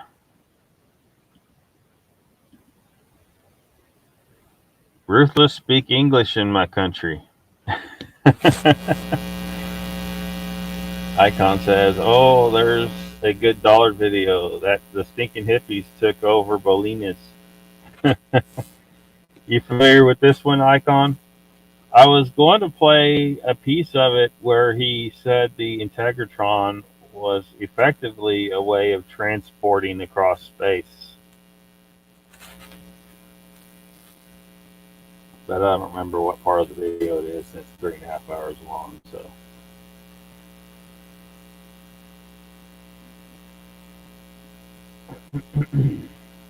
Walking in the rain. Chris says, are we really a level 0 universe, or is that the true lie we've been fed? A level 0 universe? I don't know. I don't even know what that means. Mark Day, make Ruthless, just clarifying for Lockbeard. Yeah, Ruthless needs to speak English up in here. Chessboard says Rufus, but their sheepskins say they're genius. Don says they didn't have their toe piece in their emergency kit. I want to do that. Maybe they just didn't want to inconvenience you too much or something. Well, we don't want to bother you with that, but really they kind of need to. Rufus says, Icon, can you email that clip and what Lockie is talking about? I put the link in the chat, Ruthless. Just for said Icon, see hey, the KFC. Lucky is saying, I'm interested on your take as well. Yeah. What do you think of that, Icon? I mean, you think Dollard is having a moment of dumbassery here where he says that the Integratron could be used as a transporting device?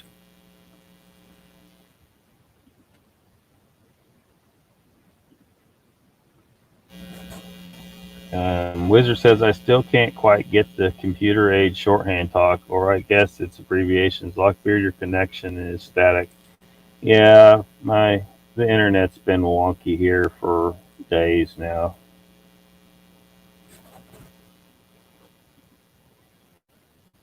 You just keep that on replay throughout the day. Every once in a while, you listen to this lecture. Yeah, it's an interesting lecture.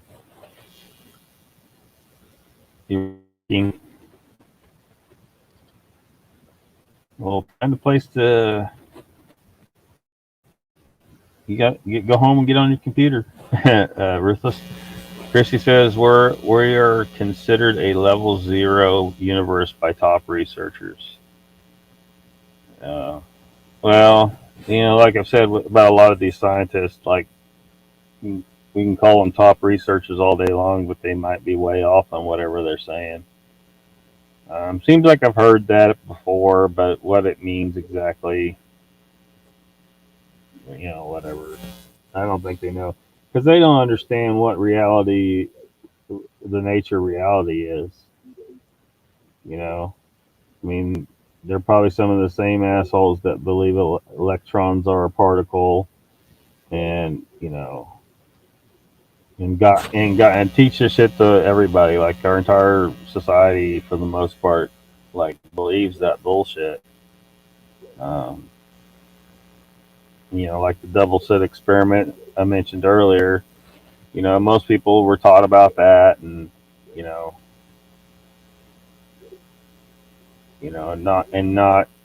not told. We need to ask the right questions about those results. Those results should not. If A or B was supposed to be the result, but you got the response of both A and B depending on whether there's observation taking place or not. Well, your design of your experiment you need to revisit, ask the question again, consider other potential answers, because A and B were not the only possible answers you should have been considering. And they don't even do that. They just throw their hands up and say, well, it must be both. But it can't be both. It can't be both a particle and a wave. That's just absolutely ridiculous. And it's like most people just kind of accepted it, though. And so it's really hindering our progress in certain areas, I think. On a scale from 0 to 4. Yeah, how'd they come up with that, though?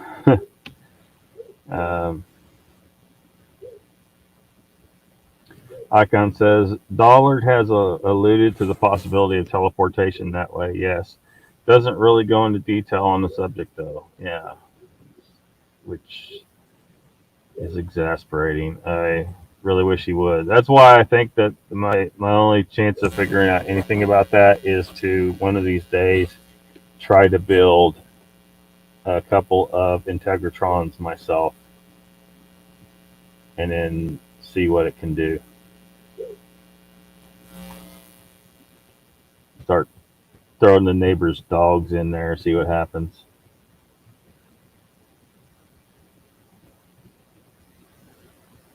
To be like, what's this patch of blood and fur on my lawn? Fur the same color as my kitty cat. I don't know nothing. He's supposed to land in the other Integratron, and somehow he popped up in the yard as a fine mist. Oh, I know that was horrible. All the cat and dog lovers just got pissed off. Chrissy's gonna eat. See you later, Chrissy. Thanks for dropping by.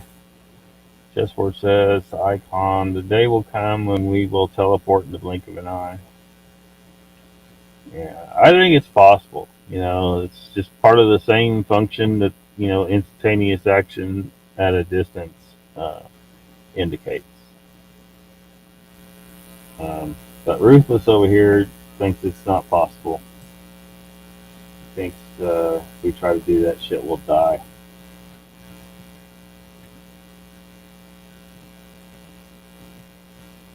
Wizard says, I have a couple employees I will donate to your experiment, Lockbeard. Oh, no, I won't. I don't think I would put people in there. Well, that depends. Let's say, years from now, I've constructed these things and I've been able to successfully transport, freaking, rocks or something. And then I tried with, mice or bugs or something, and it worked, and they lived their entire lifespan. Like, I don't think you would want to say, well, the mouse came out the other side, everything looks fine, he's still alive. No, I kind of want to put him back in his cage and see if he lives the rest of his, short little life and nothing goes wrong. I mean, he might fucking mutate in a couple of years into some advanced being, or he might explode, a year later, or he might erupt into a big cancerous lump. I mean, who knows what could go wrong? It's just not safe to move too quick with rapid stuff like that. So, but then, once I've proven that it transports living things just fine, then what? Do I just call up the government and say, hey, I kind of invented transportation here? They're probably just going to confiscate the bitch. And then I disappear. You know what I mean? They'll disappear my ass because the government probably already has this technology. And they don't want us to have it. Because then we'll know, like we never needed gasoline. We didn't need cars at all. We didn't need cars at all because we could just poof and go from one place to another, just by understanding how to navigate the real functions of the universe.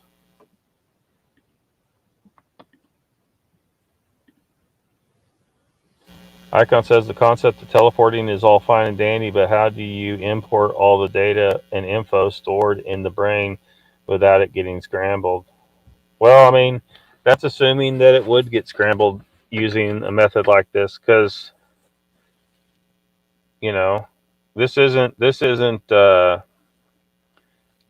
matter to energy teleportation like sci-fi typically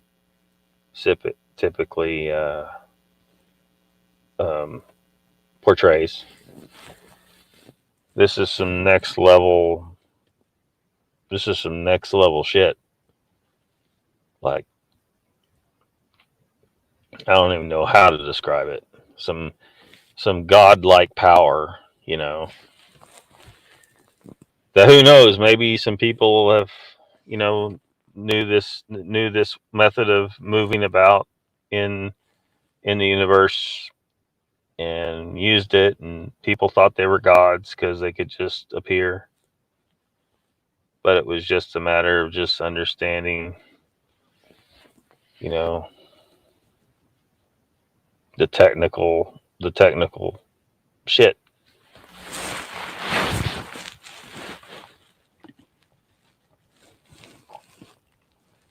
But Captain Kirk and Spock teleport all the time. Guess I'm late. Rusty's TV and Movie Car Museums here. Welcome. Yeah. don't know how long we've been going. I think we started at 4:45 or something like that. Yeah, 2 hours. We'll be quitting here in about 15 minutes, and I, for one, I'm probably going to be over at Pine Island Research Channel. I'll die and let you know.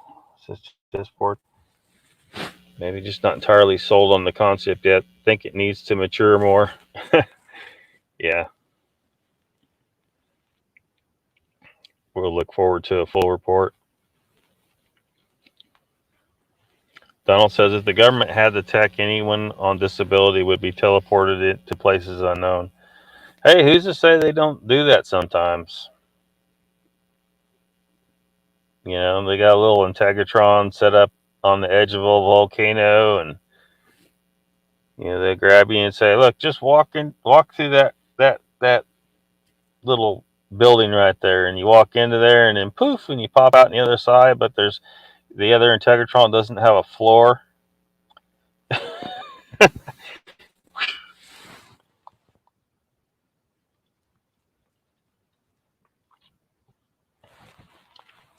Who knows? Who knows? They got a lot of people to get rid of, though, don't they?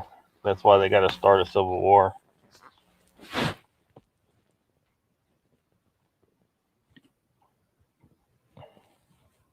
You missed the last 10 minutes being on the phone. Give it my all, says Chessboard. Watch on replay. You know what I do? Like if I have to step out for a little bit, or if I'm a little bit late, what I do is I'll set the speed up to usually 2 times speed. I can just start where I was and watch it on 2 times speed. So if you missed 5 minutes, you'll catch up. You'll catch up. You'll catch up in should be 5 minutes, because you'll be able to watch that previous 5 minutes in 2.5 minutes, and then there's an additional 2.5 minutes to watch. So you'll be able to watch that in 1:15. And so if you're 5 minutes behind, if you watch it on 2x speed, you should catch up in 5 minutes, roughly. Some lens flare some hours ago.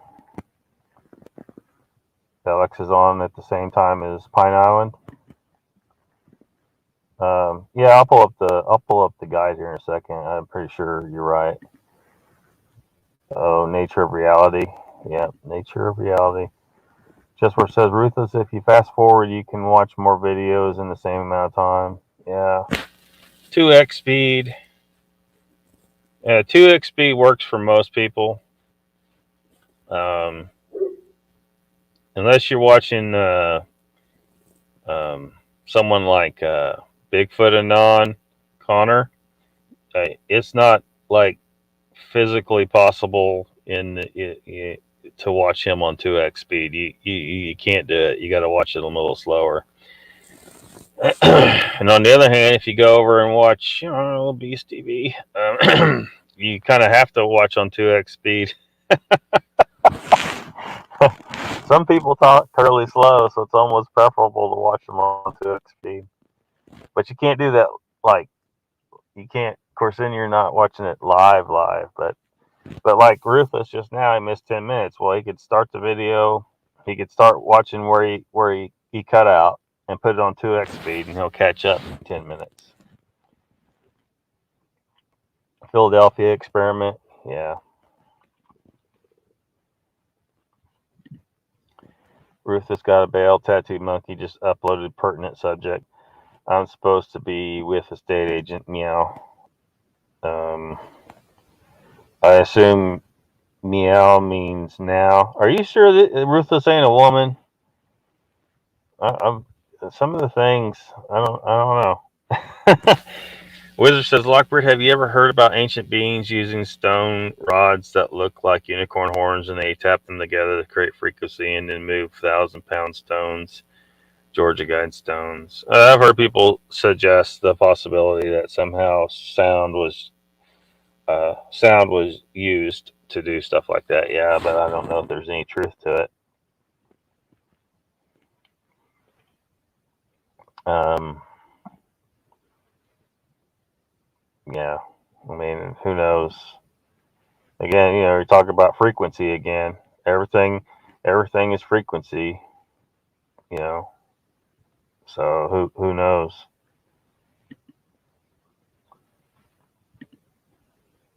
But I think the ancients had some ability to manipulate gravity, though. That's the only look.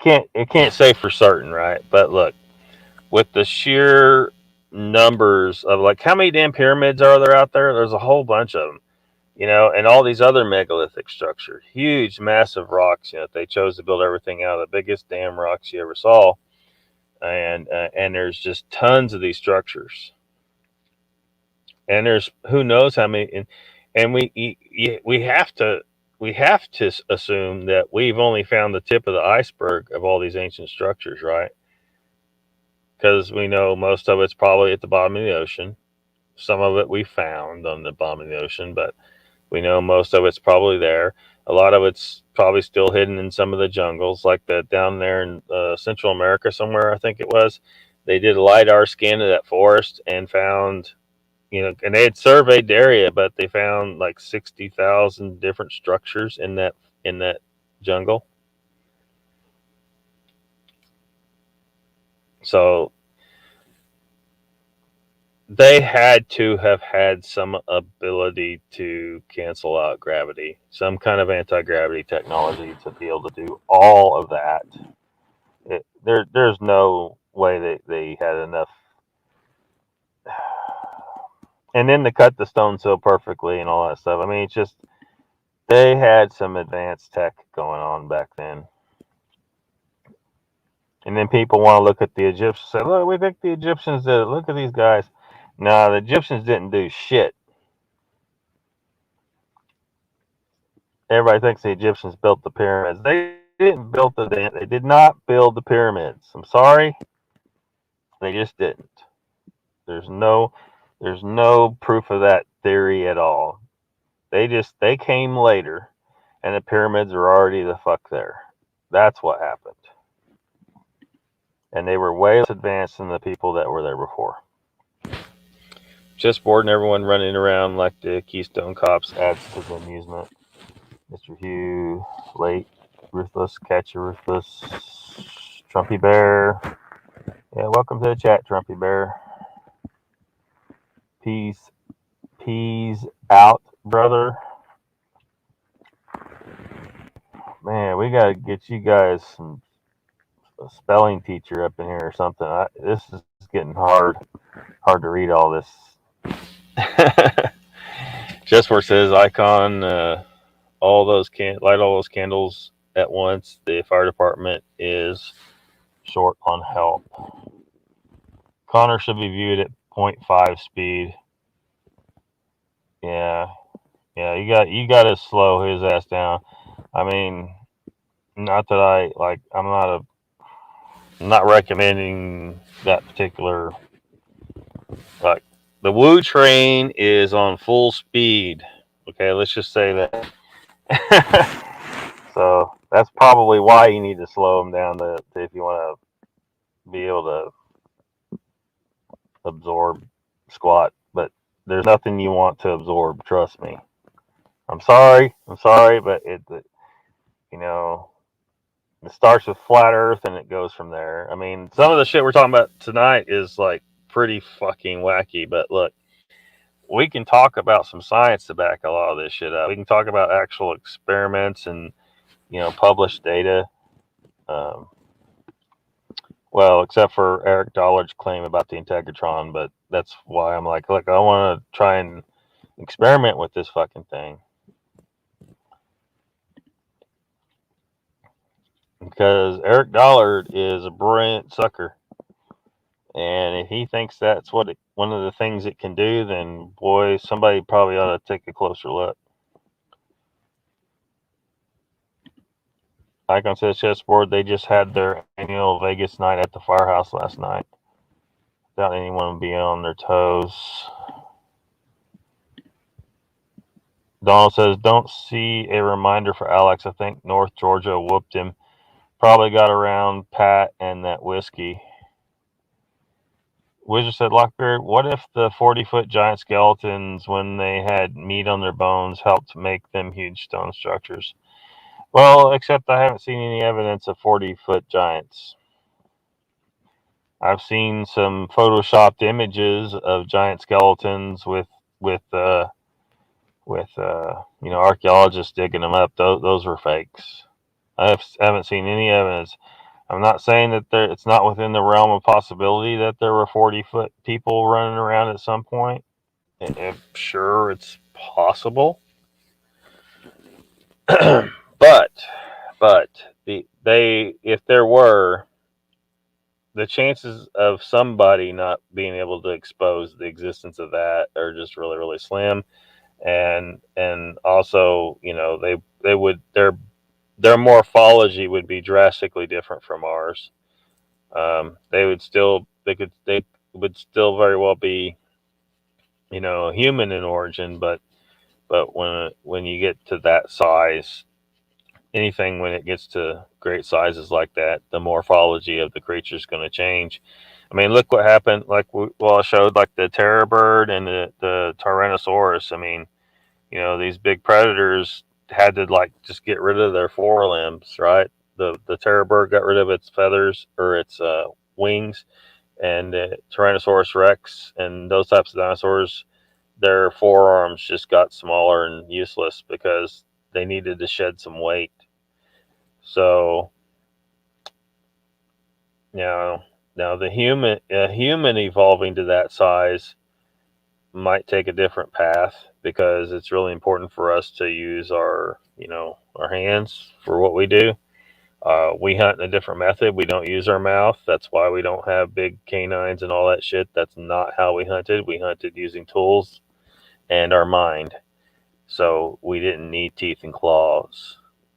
And it's probably a reason why, because chimpanzees got canines, but probably one of the reasons why we did not develop, becoming more carnivorous as we are, we didn't develop our canines further in our evolution because we weren't even using that method to kill prey.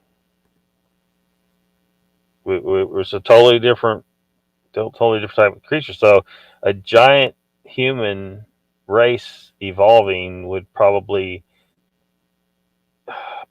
not lose its forelimbs. I suspect they may, the lower limbs may be a sacrificial point. Like they would have very short but stout lower limbs and not move around very fast. They wouldn't be able to run.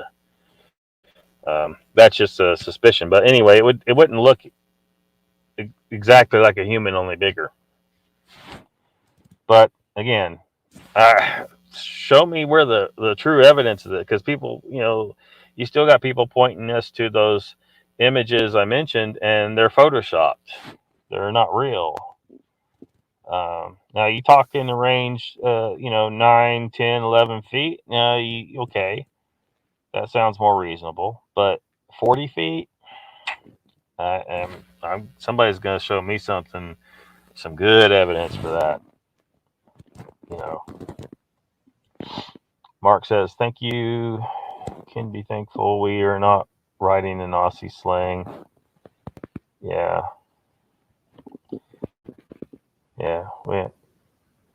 Wizard says, Donald, I believe you're right, and probably a few others that haven't been on lately.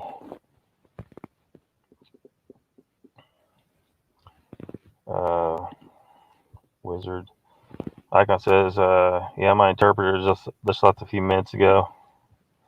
Dollar created many galaxies in the light bulb. That's just awesome. Yeah, that was some cool shit that he was talking about. Again, another thing that kind of indicative of the fractal nature of the universe. How it looks like that went in twice, didn't it? Chessport says to Wizard, why do you not hear much on the huge doorways of the ancient structures?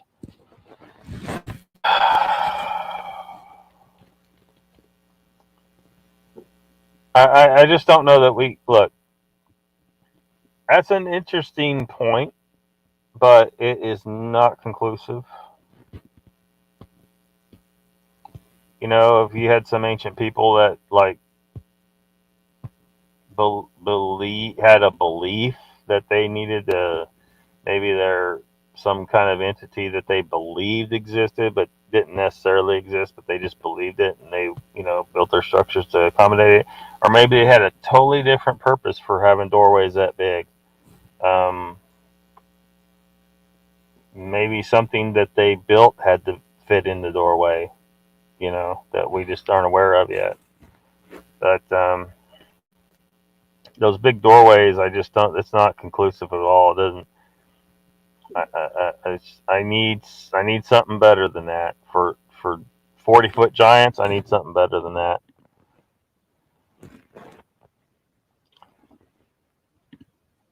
I have no idea whether giants are real or were real. Lost sound. Where did sound go? Now you can hear me. Yeah, it might have just been my internet cutting. My internet's stupid. Size 21 shoes. Have you seen Dollard's recent vid with the plasma balls and the bulb? Maybe not. Is it on his channel? Let me see here.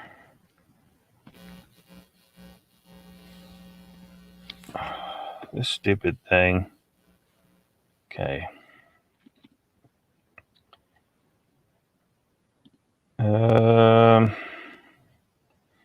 Yeah, the most recent video on his channel is 7 years old.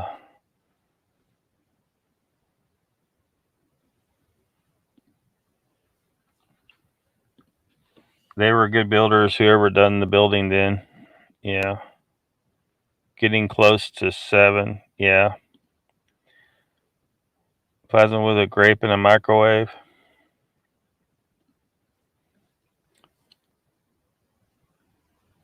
Yeah. All right, y'all. Thanks for coming. I'll see some of you over at Pine Island Research in a minute or two. Have a good night.